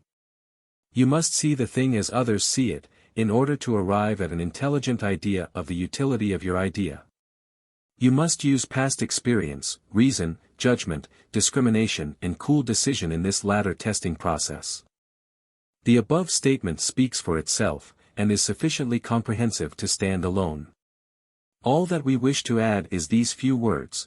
If your detached inspection and survey convinces you that your work will not fill the requirements of those for whom it is intended, then, back to the mental workshop with it, you will be able to cure the defects, strengthen the weak points, and to reshape the form in accordance with the heart's desire of those who must be satisfied, by precisely the same methods already employed. Find out first what is required, then adapt these new factors to the old form by the same old method, and the desired result will be obtained. The principle is universal in its application, and will fit any case to which it is applied. It is as invariable as the laws of mathematics, but, like those laws, it requires skill, patience, work and determination to apply it to difficult problems. We can close our treatment of the subject of efficient constructive imagination in no better way than by quoting the statement of Herbert Spencer, in which he attributes to constructive imagination the rank of the highest intellectual faculty. His statement follows: instead of constructive imagination being, as commonly supposed, an endowment peculiar to the poet and writer of fiction, it is questionable whether the man of science, truly so-called, does not possess even more of it. When imagination rises into the constructive form, there is an ever-increasing originality which tells at once on the industrial arts, on science, and on literature. Spencer might as truly have added, and on business, on manufacturing, on selling, on distribution, or service of all kinds wherein wants are met, demands filled, obstacles overcome, and thwarted purposes set aright. Without the power of constructive imagination, man will never be all that there is in him to be, never do all that is in him to do, never reach all that is in him to reach. It lights up the whole horizon of thought, as the sunrise flashing along the mountaintop lights the world. Creative Power, Your Constructive Forces. By William Walker Atkinson. The Art of Creation. Passing on from the consideration of the more familiar forms of the application of efficient constructive imagination, you are now asked to enter into a consideration of a still higher phase of that creative power which is a mode of manifestation of your personal power. Your personal power, in turn, is but a phase of the all-power, that power in which you live and move and have your being, and which is that all which is in all things, and in which all things are. You are now asked to consider the subject of your creative power in its higher phases of manifestation. Creation is an attribute of the highest power of which you can have any knowledge, or of which you may dream. Whatever else the supreme power may be, or may not be, it must be conceived as creative power. The fact that the power behind creation must be creative, and the fact that creation must be the result of power, must bring to the mind of the true thinker the conviction that in creative power is to be found power in its most essential and elemental aspect. In creation you participate with the supreme power. To create is to bring into being, to cause, to produce. Man may be said apparently to create in several ways, yet at the last he is found to be able to create in only one essential way, and that one essential way in which he can create is found to be the way in which the ultimate creative power proceeds in its own creative work. It will be well for you to become convinced of the essential and elemental nature of your own creative power, in order that you may realize the majesty and dignity of the forces and energies which you call into play and operation in your own creative activities. First of all, you can create material objects by means of combining other material objects. Thus you bring into being houses, boats, railroads, shoes, and every other class of things which are manufactured or made from material things. Secondly, you can create material things by changing the arrangement of the constituent parts of other material things, as for instance, you create butter by means of churning cream, or you create ice by freezing water. Thirdly, you can create things by analysis or separation of the parts of other things, for instance, you create certain chemical substances by separating them from more complex substances of which they have formed a part, or you create a statue by cutting away the surrounding marble from about the form of the created thing. The above classification will be found roughly to include practically all the forms and phases of creation with which you are most familiar. But we have omitted from it its most essential element, that element which constitutes the spirit of all of your creative work, namely the element of mental creation. At the last, all of the above-mentioned forms of creation are discovered to be merely the objectification of the subjective mental creation. In the three forms of creation, above mentioned, you have merely employed the materials at hand, and formed new combinations with them. You brought none of these original materials into being. You merely found them in being and gave new objective forms to them. But how did you arrive at a knowledge of those forms which you afterward objectified? Here we come to the heart of the subject. The answer is, the forms of your creations, each, any, and all of them, existed in your mind before you objectified them. Your Creations, then, at the last, are seen to be mental creations in the sense that they were mentally designed and deliberately caused by you. Of course, if you merely threw the materials together without any design, then you cannot be said to have mentally created the new thing. In that case the latter was created, not by you, but by the forces of nature. This, also, would be the case in the event that you discovered a chemical process, by accident, and without design, or where you unwittingly set into operation some of nature's forces, and thereby called into appearance certain new forms, arrangements, separations or combinations. But wherever and whenever you have deliberately employed your creative power toward definite ends, then your first step and stage has been that of mental creation. Everything that man has ever created, contrived, built, invented or manufactured has first been created in his mind as a mental image. The Brooklyn Bridge, the Eiffel Tower, the pyramids, and also the simplest mechanical construction, each and all existed in the minds of their inventors, architects and builders before they took on objective form. There can be no such thing as constructive or creative work by man without the antecedent mental creation by means of mental images. Therefore, in its essential and elemental nature, all human creation is mental creation. Philosophers have carried this idea up to the realm of metaphysics, and have asserted that we are compelled to think of the supreme creative power as having first formed the mental image of the universe before the form of the physical world could have come into being. More than this, they hold that the actual creation of the materials of the universe must have been mental, because the material substance could not have been present until it was called into being by the mental forces, that, at the last, the material world is but a materialization of previously existing mental images or forms, and that the very work of the materialization was performed by mental powers and energies, for there were no material powers present and existent in the beginning.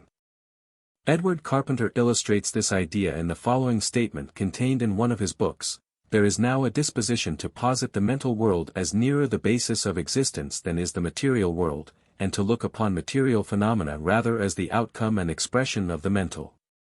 In observing our own thoughts and actions and bodily forms coming into existence, we seem to come upon something which we may call a law of nature, just as much as gravitation or any other law, the law, namely, that within ourselves there is a continued movement outwards, from feeling toward thought, and then to action, from the inner to the outer, from the vague to the definite, from the emotional to the practical, from the world of dreams to the world of actual things and what we call reality.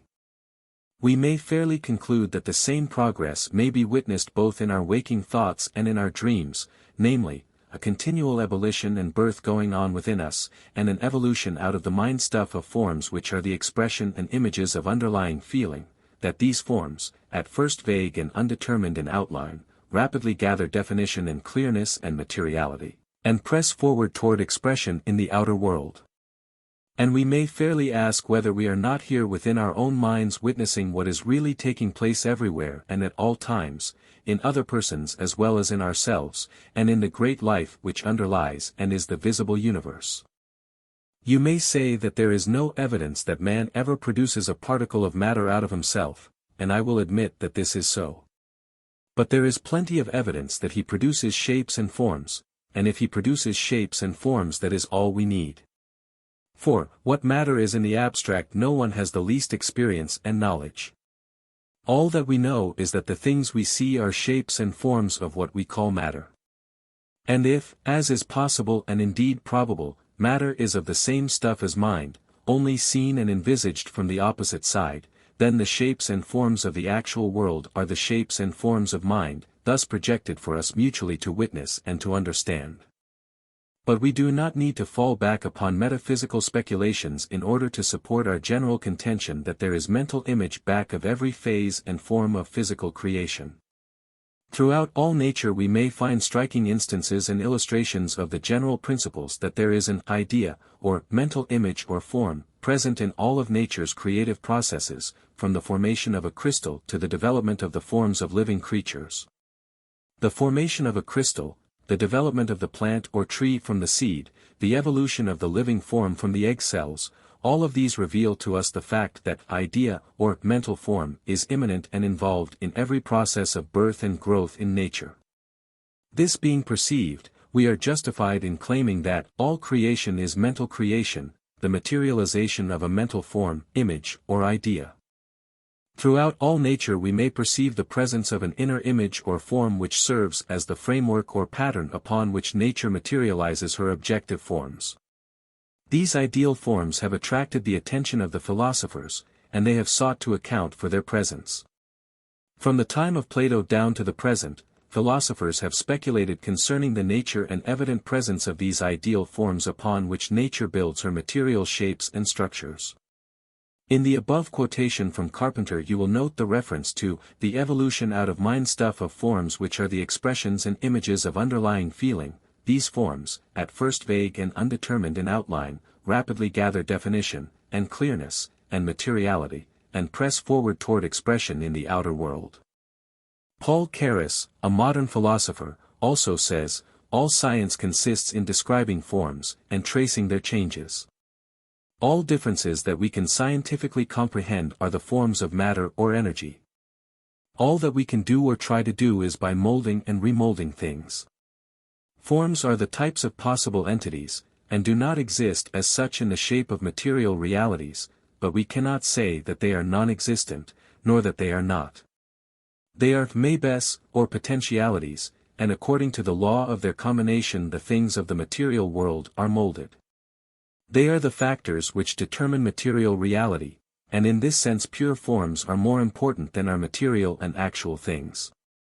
They are superreal, and their superreality contains the norms of all existence. Pure form looks like nonentity, and yet the laws of pure form are the factors that determine existence in all of its details. Pure form conditions the cosmic order and governs the universe. The pure form of the philosophers is undoubtedly immaterial in its nature, it clearly must be mental form, in other words, nature is seen to proceed just as does man in his work of creation. She builds the material universe upon mental patterns, or upon mental frameworks. Just how or why this is so the human mind is unable to grasp, but all investigation reveals the fact that the creative processes proceed in just this way. In this correspondence between human creative activity, and that of the cosmos, we have a striking illustration of the principle embodied in the ancient Hermetic axiom, as above, so below, as within, so without. The macrocosm and the microcosm evidently work under the same laws, and manifest according to the same general principles. Beginning with the particles of which the atoms are composed, and with the atoms of which all forms of matter are composed, we see the creation of material forms apparently proceeding in accordance with some pre-existing pattern, ideal form, type or idea. Atoms group themselves in certain combinations, forming certain elements of matter, all of which forms are true to general types, and are as nearly identical as the bits of metal which are cut out by the same die or else produced from the same mold. This uniformity and adherence to type certainly is explainable only upon the hypothesis that before the material form is produced there must exist some pattern, type, idea or mental form which governs the materialization. There is no hit or miss, or higgledy-piggledy arrangement of the atoms, they group themselves according to typical forms, and these forms must exist ideally before the material form can be produced. That which we call the inner nature of anything is really a combination of certain inherent mental forms, which are constantly striving to express themselves in action and objective appearance. The inner nature of the atom is clearly represented in and by its activities. The inner nature of the animal is likewise so represented by its action and its physical form. The voluntary, self-moved, spontaneous actions of any particular thing clearly represent the inner nature of that particular thing. The differences between classes of things result from the difference in the inner natures, and the inner natures are merely the ideal forms or types, the mental images, which constitute the elemental and essential basis of the character of those things.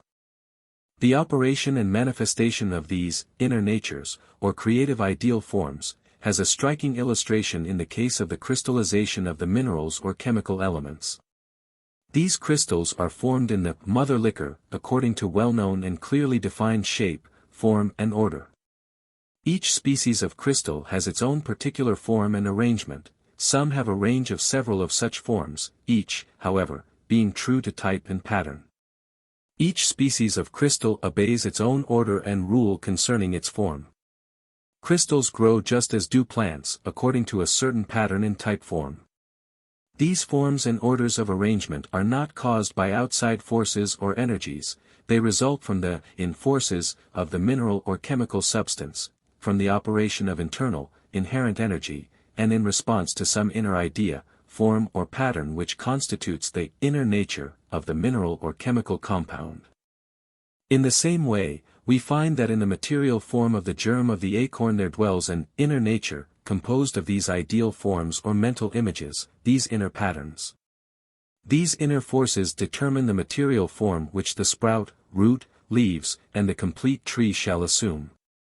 The deviations from the ideal forms result from the influence of external forces serving to modify and deflect, to cramp and to hinder, the expression of the inner form, but the inner pattern is always there doing the best it can to represent itself truly in material appearance. In every acorn there abides the design, pattern, form, and idea of the future oak, and the acorn never evolves and unfolds anything not according to that pattern, design or idea. In the same way, the seed or germ or every plant, animal, or human being contains within itself its inner nature, composed of ideal form and pattern, type or mold. It is this inner nature, or ideal form that causes the acorn to develop into the oak, instead of into the pine tree. It causes the egg of the chicken to develop into a chick, and not into a baby hawk. It causes the creature to develop from seed germ into completed adult form, always true to type and ideal pattern. Scientists who have witnessed the unfoldment of living forms from the reproductive cells, or egg body, have testified in glowing words of wonder and admiration to the evident presence of something like a directive mind at work in the processes underway in the tiny speck of protoplasm which we call the reproductive cell or egg of the animal. Huxley, describing the development of the tiny egg of a newt, small aquatic salamander, said, "The plastic matter undergoes changes so rapid, and so purposelike in their succession, that one can only compare them to those operated by a skilled modeler upon a formless lump of clay. As with an invisible trowel, the mass is divided and subdivided.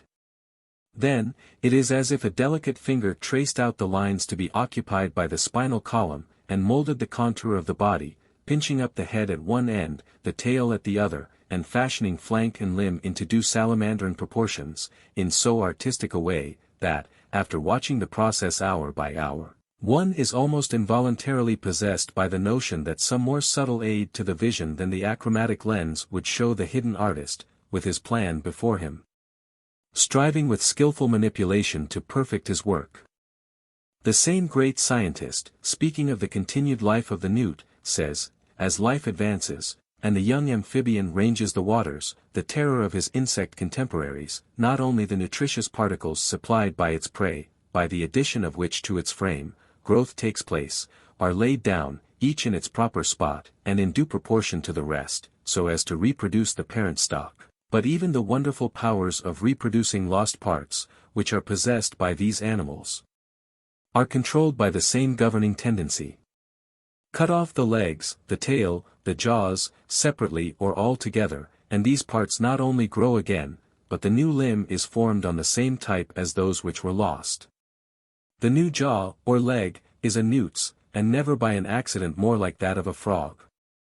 In the above graphic word picture of Huxley, we catch a glimpse of the subtle, silent manifestations of this materialization of mental images in nature, for the same kind of processes are underway on all sides of us, on all planes of nature's activities, and in all of her phases of life processes. There is constantly underway a process of growth, production, reproduction, building, repairing, replacing in general creative construction, and in each and all such forms and phases we may see the presence of a given pattern, form, type or mold, an ideal design or scheme upon which the materialization is effected. The governing tendency, referred to by Huxley, is seen to be none other than the operation of that principle of creative mental form upon which all materialization depends. Moreover, we may see the operation of the same principle in the direction of the variation of form, faculty, and function in the life forms. Indeed, this principle constitutes the directing force of evolution. Lamarck and other scientists have shown us that evolution proceeds not only by natural selection, but also by the unfoldment of ideal forms, or mental images. Thus, the new needs and requirements of the evolving life forms are first manifested as ideal forms, or mental images, patterns, molds, or types, in the subconscious mentality of the creature, these then moving toward representation, expression and manifestation on the objective, material plane. Thus the inner nature gradually becomes modified by environment, and the outer form gradually responds to these changes. Illustrating this principle, we call your attention to the fact that certain schools of scientific thought hold that the long legs and long neck of the giraffe were evolved in response to the creative idea working through many generations of its ancestors. The ancestors found it difficult to reach the tender, juicy branches of certain trees, which were needed as food. This need and this difficulty were recognized by the subconscious mentality of the animal, and the creative idea began to shape and fashion the ideal form or mental image of the long legs and long neck, which afterwards manifested in physical form in the descendants of the animal. In the same way were evolved and perfected the long legs and long bills of the wading, fish-catching birds. Again, thus were evolved the cruel beaks and talons of the hawks, eagles and other carnivorous, prey-capturing birds, and the claws and fangs of the carnivorous animals.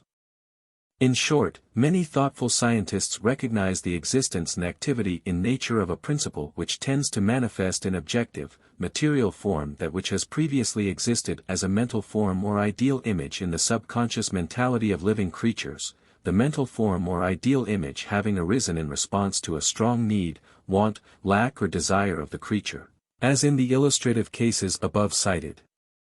The advance guard of the new psychology carries this principle to its logical conclusion when it asserts that the human being is able to set into operation great natural forces tending to produce similar objective results when he deliberately creates strong ideals, and then passes the same down to his subconscious mentality.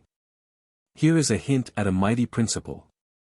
Many persons are disposed to regard as more or less unreal and unsubstantial anything that is purely ideal and mental in its nature. To such we would cite the celebrated rule of Spinoza, viz., a thing has only so much reality as it possesses power. Applying this rule to the ideal forms or mental images underlying material forms, you will discover that such possess a very high degree of reality and substantiality.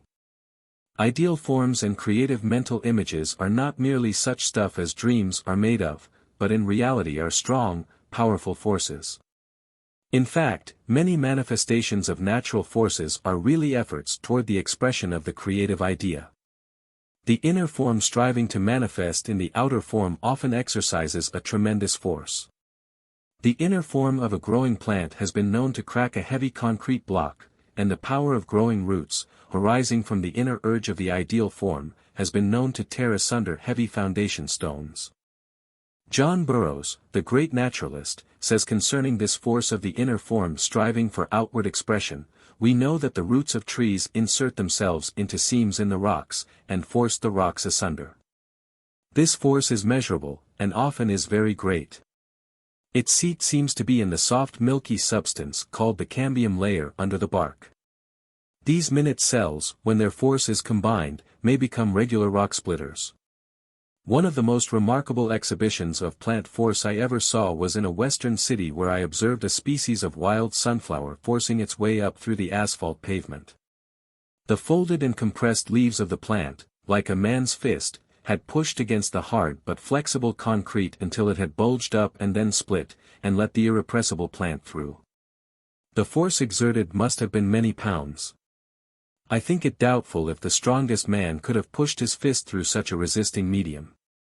If it was not life which exerted this force, what was it? In the same way, the great giants of the forest have pushed their way up toward the skies, counteracting the pull of gravitation, and lifting weights which it would have required mighty machinery to move. The mental pattern in the giant redwood trees proceeds to the materialization of the gigantic outer form of the tree, and the inner urge of the ideal form calls to its aid the mighty latent forces of nature in order to materialize that which is contained in the ideal form or mental image of the living organism of the tree. Nature seems ready to furnish such power to the inner urge, provided that such is sufficiently needed, insistently desired, and persistently demanded, and provided that it is called for in the right way.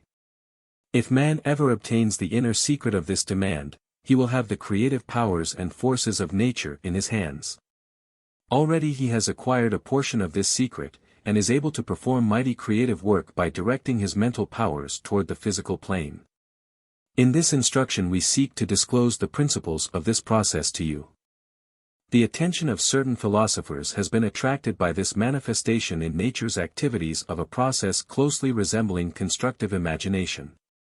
They venture the hypothesis that the creative powers and processes of the human mind have an equivalent in nature's processes of growth in living forms, vegetable and animal. A little known, though worthy, metaphysician has gone so far as to elevate to the rank of the ultimate world principle that which we know as the constructive imagination. He asserts that there is a cosmic constructive imagination working in nature, producing the myriad forms and varieties of vegetable and animal forms. He holds, further, that the same principle, in the form of the human constructive imagination, enables man to become a creator on his own plane of life. This metaphysician holds that constructive imagination is the essential characteristic attribute of the ultimate principle of the cosmos.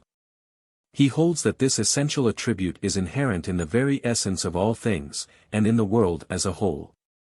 He postulates its existence in the all-thing as an immanent principle, just as in the kernel of the plant seed there exists an immanent principle which will give to the evolving plant its form and its type of organism. This cosmic principle, he asserts, has manifested the myriads of vegetable and animal forms which have existed, or now exist, and will so manifest those forms which shall in the future exist in the world. He holds that the first creations were quite simple, but that little by little the cosmic constructive imagination increased its energy and manifested in more complex forms. He cites Darwin as testimony that in nature there has been a slow evolution of organized forms, proceeding from the simple to the more complex, and so on. We are not here concerned with philosophical hypotheses, nor with metaphysical speculations, but, at the same time, we feel it proper to direct your attention to the fact that there is manifest in all nature the operation of a powerful principle which proceeds from the inner form to the outer manifestation, from the ideal image to its materialization in objective form. We have given you in the foregoing pages certain typical illustrations of the operation of this natural principle or process. By looking around you at the world of living and growing things, you will be able to perceive countless instances of the operation of the same power, once your attention has been called to it. Likewise, we wish to call to your attention the fact that many earnest thinkers hold that that which is called the constructive imagination in the mind of man is but a special form of the same great natural principle, and that man himself, like nature as a whole, has within himself the power of creation by means of the materialization of his ideal forms. Your experience has taught you that the men who have accomplished the great creative achievements in art, literature, mechanics, invention, building and business construction, have created the outer manifestation in accordance with the inner ideal or mental picture, the latter serving as the model, type, mold or pattern of the former. But the principle operates over a much wider area, and extends to a much deeper level of being, than you have realized. It is a fact acknowledged by many very careful observers and reasoners that the man of strong ideals, he whose mind contains strong, dear mental pictures of that which he hopes to accomplish, actually sets into operation the forces, powers and energies of his entire mental and physical being.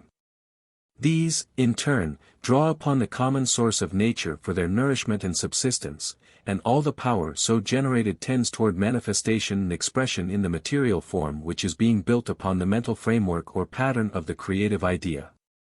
Just as the oak is able to draw upon nature for power with which it may lift itself far above the surface of the earth, and to send forth mighty limbs and branches, just as the growing plant is able to secure from nature sufficient force to enable it to push aside, or break through the obstacles in the path of its progress, even through concrete blocks as we have seen, so may the creative idea of the man who knows be able to draw upon nature for the still more subtle forces of her laboratory, needed to materialize his ideal forms, to make his ideals become real. Not only this, but there is a rapidly growing body of human thinkers who hold that man, in such cases, is not necessarily limited to the mechanism of his own organism in the expression of his inner urge by means of the forces which he has attracted to him.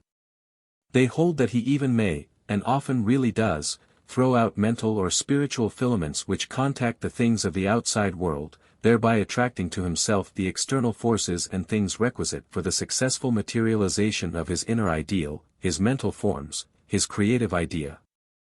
In this book we have sought to present to you the essential principles of this great subject of creative power, of the materialization and actualization of your creative ideas. In doing so, however, we first asked you to become far better acquainted with an existing field of mental activity which you have previously undervalued and grossly misunderstood, your power of constructive imagination. This mental stone, heretofore rejected by the builders of the Temple of Mental Power, is now being recognized by advanced thinkers as quite worthy of being given the place of honor as the cornerstone of the great structure. We are fast approaching the place in which we shall see the inner meaning of the ancient philosophers who asserted that in will and imagination, combined and harmonized, are to be found the secret of power. Creative Power, Your Constructive Forces. By William Walker Atkinson. Dynamic Idealization. In the instruction contained in the several books of the series of which the present volume is a part, there is frequent reference made to the master formula of attainment, which is as follows. 1. Definite ideals. 2. Insistent desire. 3. Confident expectation. 4. Persistent determination. 5. Balanced compensation. The spirit of the master formula is expressed in popular phrasing as follows: you may have anything you want, provided that you, 1. Know exactly what you want, 2. Want it hard enough, 3. Confidently expect to obtain it, 4. Persistently determined to obtain it, and 5. Are willing to pay the price of its attainment. In other books of the series these several elements of the master formula are considered in detail, are fully explained, and methods for their effective application are indicated. In this concluding section of the present book, however, we ask you to consider the first element, i.e., that of definite ideals, from an angle somewhat different from that adopted in the other books of the series. In these other considerations of the subject of definite ideals, that important element of the master formula generally has been treated as practically synonymous with the idea of definite purpose. But definite purpose really is but one of the several phases or forms of definite ideals, the particular phase or form which is involved in the manifestation of will power, to some extent, in that of desire power, and in that of logical power. In faith power, however, there is manifest a somewhat higher form of definite ideals. Likewise, in some of the higher mental and spiritual activities there is found present and active a transcendental phase or form of definite ideals. Thus, you see, the term definite ideals represents a general concept or idea which has several lesser elements. It includes the concept of definite purpose and also several other important secondary concepts. In our present consideration of the subject, we shall confine our attention to that aspect of definite ideals which may be called creative ideals. The term is appropriate, for the essential nature and characteristic activities of such ideals are primarily creative. Creative ideals call into operation the strongest and most intense activities of desire power, the most earnest and inspiring faith power, the most persistent and determined will power, the most capable and efficient subconscious power. In fact, it acts upon and through the most potent energies of all of the mental, emotional, and volitional elements of the mind, soul, or spirit of man. More than that, it reaches out into the great world beyond the personal limits of the individual, and operating through some of nature's subtle but potent forces, it sets into motion and activity many things, persons, events, causes and processes over which, in the ordinary view, the individual apparently has no direct control. Perhaps it will be as well to begin by arriving at a clear and definite understanding of the term ideal, as employed in this instruction. It has well been said that, there is a mighty magic in words, rightly understood. The old Chaldean oracle announced this ancient thought in these lines. There are names in every nation, God-given, of unexplained power in the mysteries. First of all, we find that our term has its origin in the term idea, which evolved from an old Greek word meaning to see. Idea is defined as 1. a mental image of any visible object, object of sense, or spiritual object. 2. A general notion, or a conception formed by generalization, hence. 3. Any object apprehended, conceived, or thought of, by the mind, also. 4. A belief, opinion, doctrine, or principle, and. 5. A plan or purpose of action. Underlying all of these meanings is found the essential notion of existing in the mind. An idea is always mental, never material. The term ideal, as an adjective, means 1. Existing in idea or thought, 2. Existing in imagination only, and 3. Reaching an imaginary standard of excellence, efficiency, beauty, utility, etc. As a noun, the term is defined as a mental conception regarded as a standard of perfection, a model of excellence, beauty, efficiency, utility, etc. Here we have the blending of the two essential attributes, viz. 1. Existing in thought or imagination, and 2. A standard of excellence. Excellence is synonymous with superiority, worth, goodness, greatness. So, in the end, we have a concept of an ideal, defined as a mental image of something of superior worth, goodness and value, serving as a standard of excellence, beauty, efficiency, utility, etc. As we always desire, hope for, and strive to attain things of superior worth, goodness and value, the degree of worth, goodness and value being determined by the comparative resemblance of such things to the accepted standard of excellence, beauty, efficiency, utility, etc., it follows that desire, faith, and will are always, consciously or unconsciously, striving to reach, achieve, or attain an ideal. To the end of such achievement or attainment, the forces of creative power, desire power, faith power, and will power are set into activity. In many cases the ideal manifests in the form of purpose or plan of action, one of the above definitions of idea, you will remember, but in other cases it manifests rather as a mental or spiritual germ, striving to express and manifest itself in objective, material form, drawing to itself and reaching out after that which promises to contribute to or aid in such objective and material expression and manifestation. Here, then, we have the concept of the ideal seeking to express and manifest itself in objective and material expression and manifestation, and, by reason of this inner urge, drawing to itself and reaching out after that which promises to contribute or aid in such expression and manifestation. But, you may ask, why and how is this ideal entitled to be termed creative? Let us answer this question, in the first place, by asking you another question, thinking over the subject discussed in the preceding section of this book, of what does this concept of the striving, seeking, acting, mental or spiritual germ remind you? We think that the following several paragraphs will represent the essence and spirit of your answer.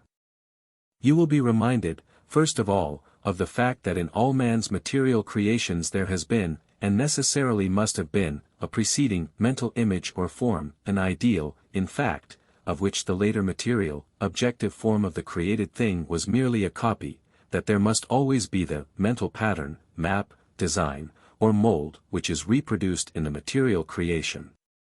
There must always be the inner form, before there can be the outer form.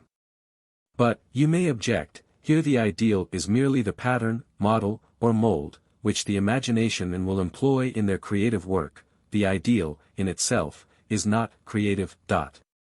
This is true, at least to a certain extent. We need not here argue the fine distinctions, however, for we have a clear case presented in nature's activities, to the consideration of which we shall now proceed. Letting your mind dwell upon the subject considered in the preceding section of this book, you will remember that in all material creations of form, in all purposive groupings, arrangements, conformations, configurations, there is found to be present an inner ideal form, composed of the aggregate of mental forms, striving to express itself in action and objective manifestation. You will remember that we found this inner ideal form operative in the cases of the grouping of the atoms, and of the smaller particles composing the atoms, in all chemical processes, in the processes of crystallization, in the life processes and the growth of plants, in the sprouting of seeds, of the development and evolution of the germ and the egg. You will remember the interesting description of the development of the newt's egg given by Huxley. You will remember the instances of great power exerted by growing roots, plants, and sprouting seeds.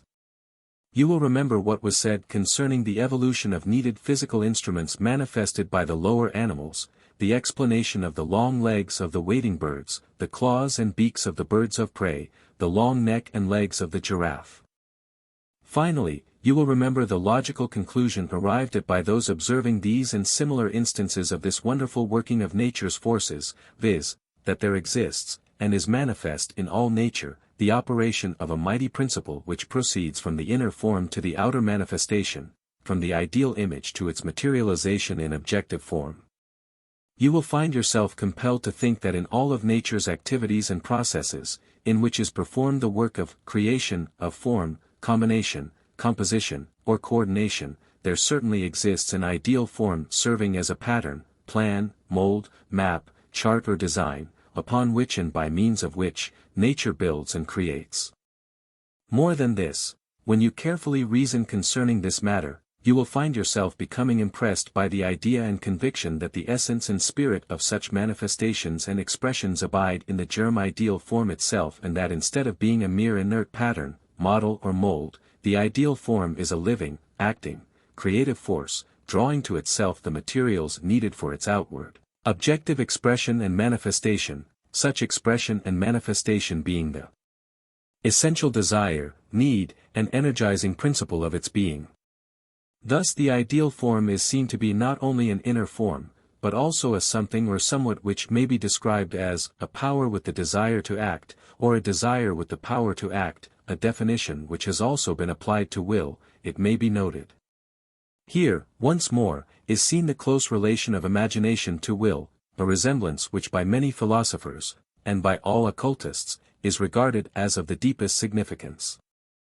That there is a dynamic force in the ideal forms which are found to be present in nature's creative processes, cannot be doubted. Everything points to this conclusion. On all sides proofs supporting this contention may be found. In nature, it is seen that there is a creative ideal form as the nucleus of every creative process. Forms, combinations, coordinated activities, arrangements of parts, elements and factors of composition, are found to group themselves around the nucleus furnished by the creative ideal. Just as the germ in the seed or egg gathers to itself the material that it needs for growth, just as the seed or egg freely employs the natural forces at its disposal, and they are always at its disposal, you should note, in order to manifest and express itself in creative growth, so in every creative ideal form there is found to be present that power to employ natural forces for its purposes, the instinctive knowledge how and when to employ those forces efficiently, and the desire, will and ability to draw to itself the material needed for its growth, development, expression and objective manifestation. Proceeding from the macrocosm to the microcosm, from nature to man, and applying the ancient Hermetic axiom, as above, so below, we would consider it logically certain that in man, the individual, we should find a corresponding condition of things, i.e., the presence and power of the creative ideal form, the action of the latter in the direction of drawing to itself the material required for its objective expression and manifestation, and the capacity for employing natural forces for the purpose of accomplishing its end. We should expect to find that, in man as in nature, the creative ideal form not only seeks to express and manifest itself in objective form and action, but also actually does so express and manifest itself, and also is able to press into its service the subtle forces of nature, provided, always, that the creative ideal form be, 1. Sufficiently strong and active, and, 2. Sufficiently clear and definite. The spirit of the requirements being that of concentrated power, discover that we have not been deceived nor conducting the above-mentioned inquiry, we mocked, we find that the axiom, as above, so below, holds good in this as in many another case. We find that the men and women who have accomplished great things have always possessed these dynamic creative ideals, and that those who have so possessed them have found operating within themselves a mighty power of nature, and have been conscious of the effects of these activities manifesting in the world outside of themselves. The individuals of great attainments sooner or later have become aware of this correspondence between the inner dynamic creative ideal, and the events and happenings of the outside world which are correlated to the inner purpose. The individual with the dynamic creative ideal has established within himself a great focal center of energy and power, and to that center are being attracted and drawn things, persons, circumstances, thoughts, ideas, powers, and other things which are needed for the objective expression and manifestation of the inner ideal form. Even in the lesser activities of man, in the more mechanical forms of work, he is able to perform better work, and to perform his work more efficiently, if he maintains a sufficiently clear and strong creative ideal form of that which he wishes to materialize in objective form. Psychologists have told us that the best workmen are those who visualize the whole of what they propose to do, before they take a tool in their hands, this being equally true of strategists, artists of all kinds, physicists who contrive new experiments, and all others who do not follow mere routine. They have told us, for instance, that no man can be a good plumber unless he uses his imagination. The ideal and its mental image must precede the actual laying of the pipe. Likewise, that the blacksmith is efficient only in the degree in which he employs his imagination. Every time he strikes the red-hot iron, he makes it approximate the ideal image in his mind. Kay says, a clear and accurate idea of what we wish to do, and how it is to be effected, is of the utmost value and importance in all of the affairs of life. A man's conduct naturally shapes itself according to the ideas in his mind, and nothing contributes more to success in life than having clear, strong ideals, and keeping them continually in view.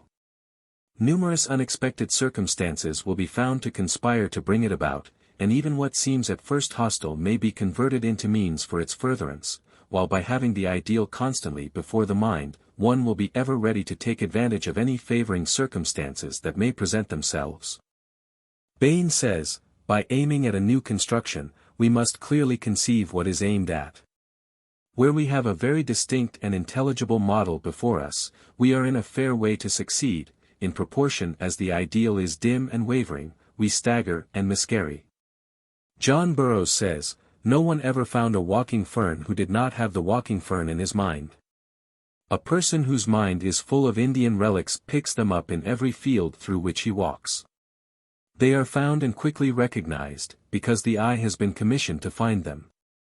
In the great field of activities comprising the realm of desire, we find that the energizing force of desire is called forth in proportion to the degree of clearness, definiteness and distinctness of the ideal presented to it. Desire always is called into action by the presence and power of ideas and ideals. Desire is always the want of this thing, or the want to do that thing. It cannot want or want to unless an idea or ideal is present in sufficient force and definiteness to call forth its activities. In fact, a strong ideal often arouses and attracts to itself such a degree and amount of desire that the ideal itself seems to be but a focal point of desire, or the desire seems to be the very soul of the ideal. In desire power, the dominant want or want to is the definite purpose, the idea of the achievement or attainment of the end of the want or want to is the definite ideal. Likewise, in the activities of faith power there is always found present a definite ideal. Faith must always have its object. The more definite and certain its object, the greater and more stable is the faith. Faith is one of the great elemental spiritual powers. In its form of confident expectation and expectant attention it powerfully moves the will. But, faith power is but latent and static unless it be aroused into dynamic power by the presentation to it of an appropriate idea or ideal. Finally, the activities of will power are called forth only in response to the idea or ideal which has, in the first place, aroused the desire which rises into will, and which, in the second place, has served as a standard of measurement of will values, and, which in the third place, now serves as a beacon, standard, or mark placed far ahead on the path of attainment, serving to point out the way to be traveled and the direction to be followed. It is an axiom of psychology that the will goes out in action only toward an idea or ideal presented to it. It might be added that the will is held to its path only by the perception of the idea or ideal which marks its course and indicates its direction. Certain philosophers and psychologists have noted that it is almost impossible to distinguish between concentrated will and the highly developed, definite, concentrated idea or ideal, the two seem to have been combined and blended into one mental power. This correspondence between imagination and will frequently has been noted in the present work.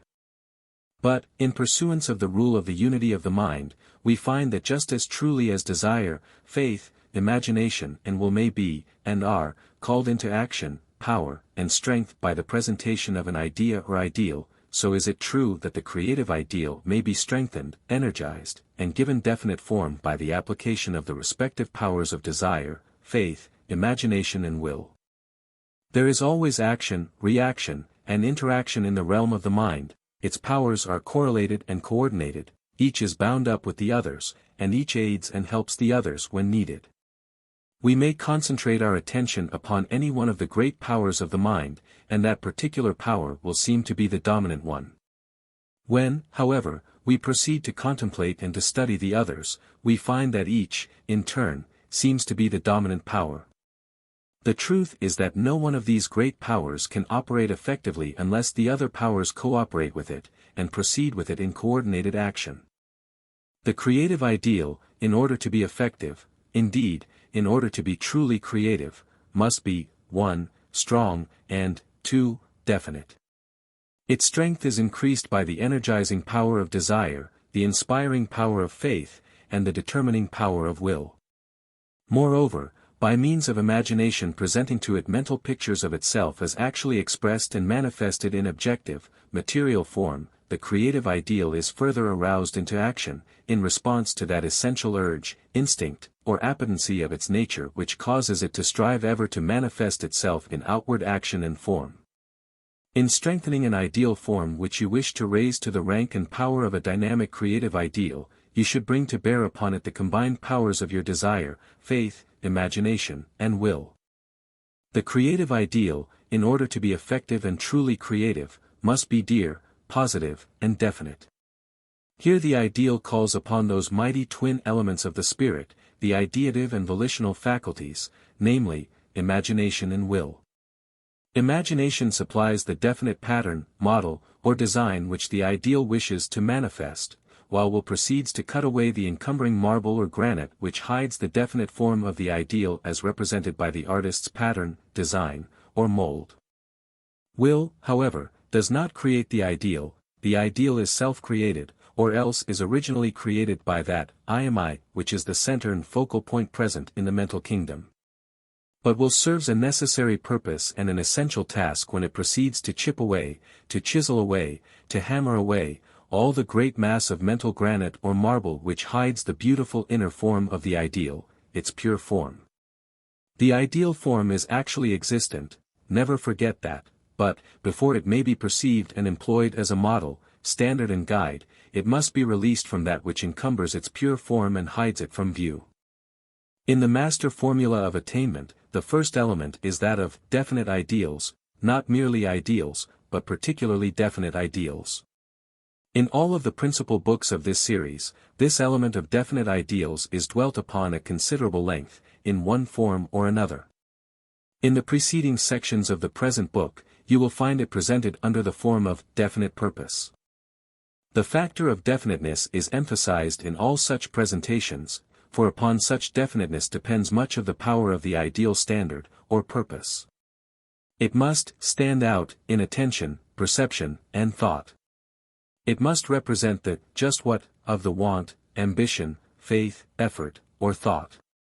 It denotes just what you like, desire, believe in, adopt as a standard of values, use as your guide on the road of attainment, and strive to manifest and express in thought, word, and deed.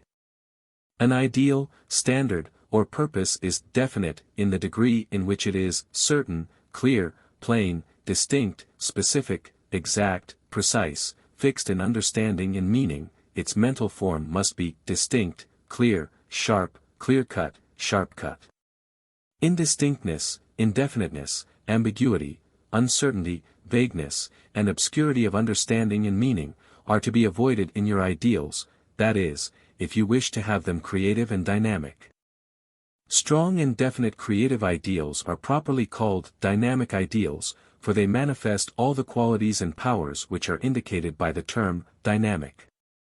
Dynamic means powerful, filled with energy, capable of manifesting force, energy, power, motion and action.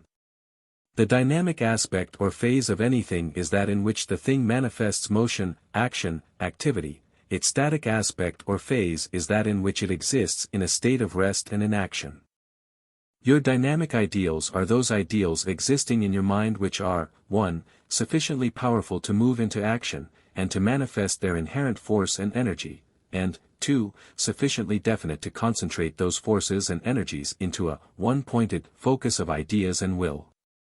Only a dynamic ideal can be a creative ideal, and all dynamic ideals are, and must be, creative ideals, by reason of their very nature. The dynamic ideal must create, for creative activity is its essential nature. Creation, as you know, consists of compounding, composing, building, putting together, making, manufacturing new forms from the materials at hand. The dynamic ideal tends to express and manifest itself in creating a new environment for its possessor, in building a new set of conditions for him, such environment and conditions, however, being in harmony and agreement with the spirit of the ideal. In short, the dynamic ideal tends toward making the ideal become real, in building up a material world of experience corresponding to its inner mental world of experience. It experiments in order to build up the experience. It tears down, rebuilds, builds anew, just as the mind of the inventor, the artist, the writer, proceeds in creating its particular form of expression. The dynamic creative ideal, in fact, is composed of two associated elements, namely, a. the element of definite and concentrated idea, and, b. the element of definite and concentrated will.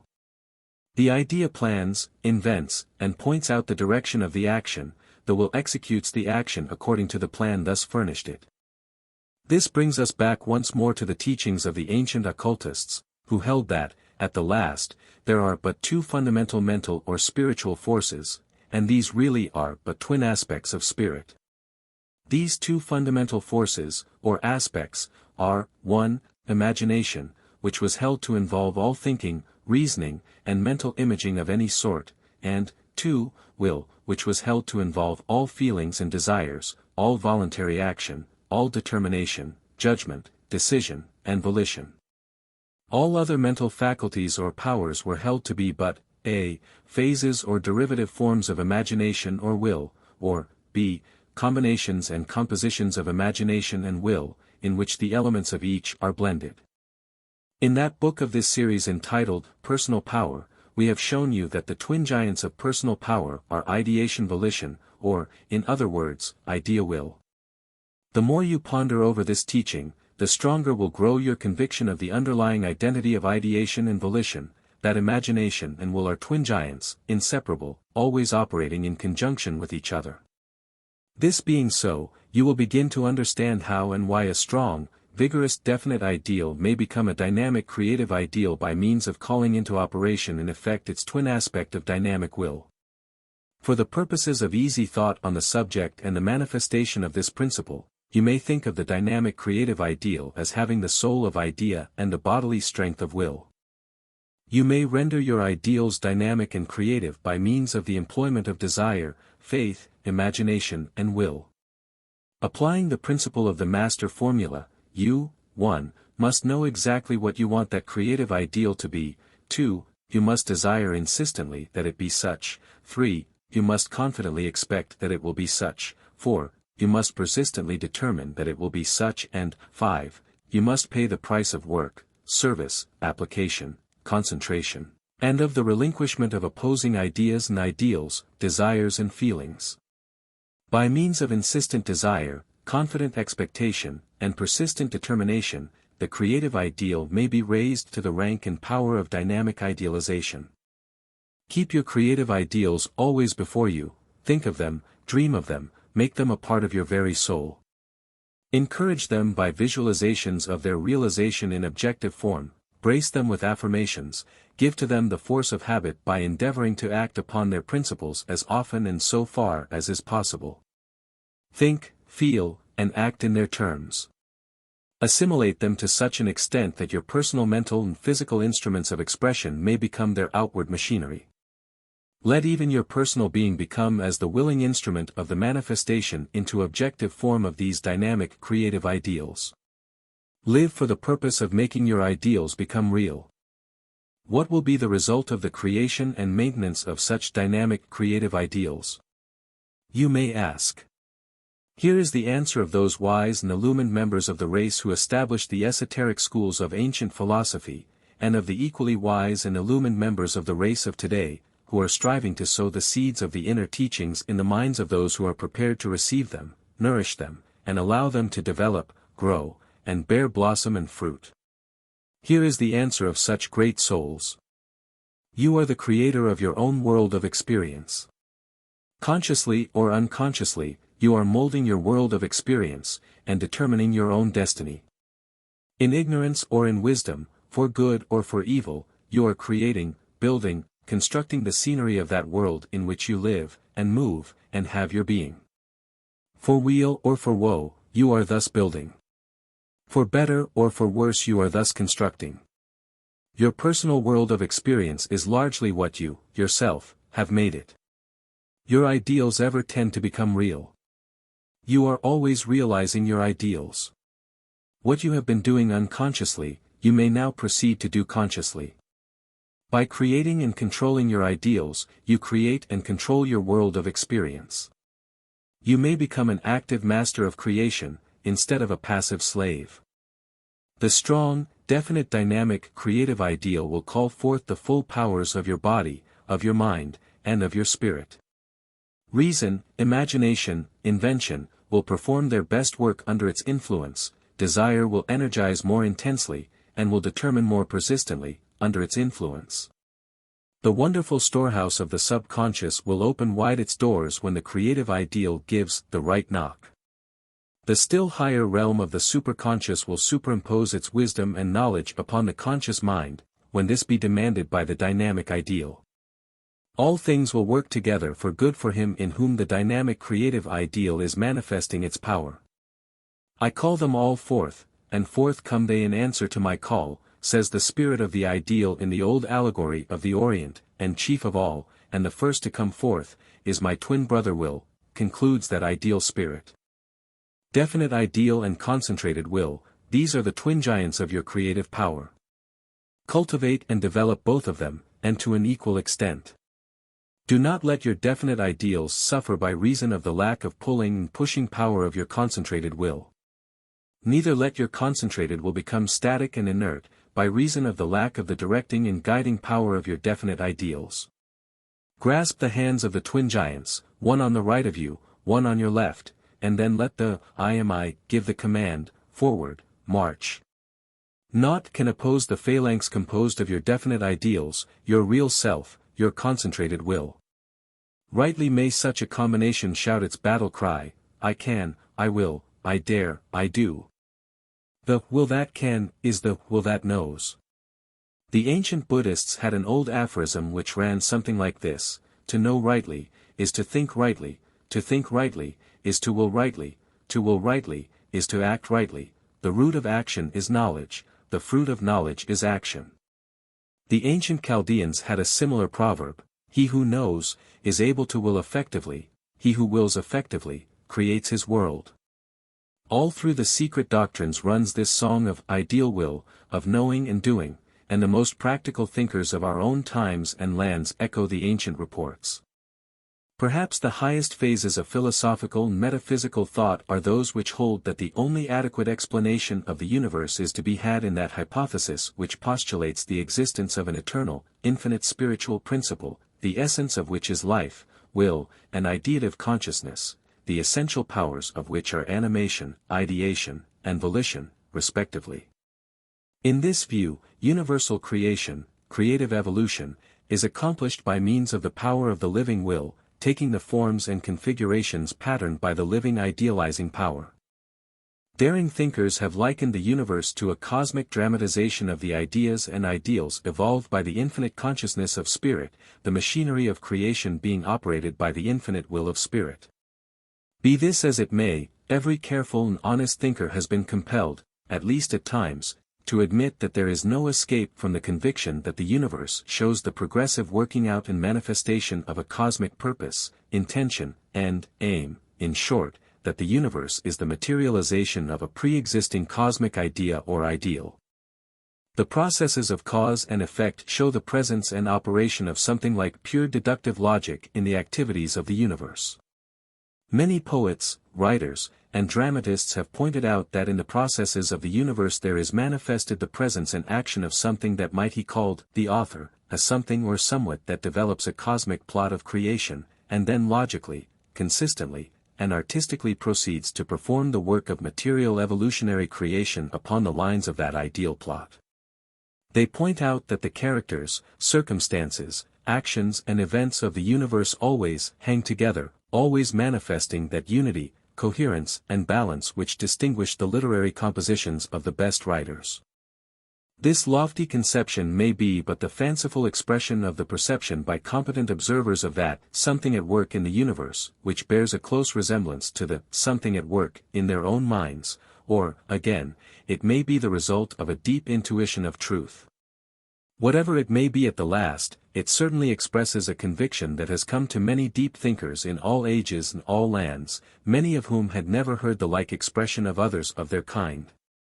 Whatever may be the ultimate truth, it is certain that man has at his disposal a mighty creative power, which in its more familiar phases is called constructive imagination, and which in its less familiar, esoteric, transcendental phase is called what? Man, in his own realm is a creator, and the limits of his realm are determined by himself, by his imagination, by his will,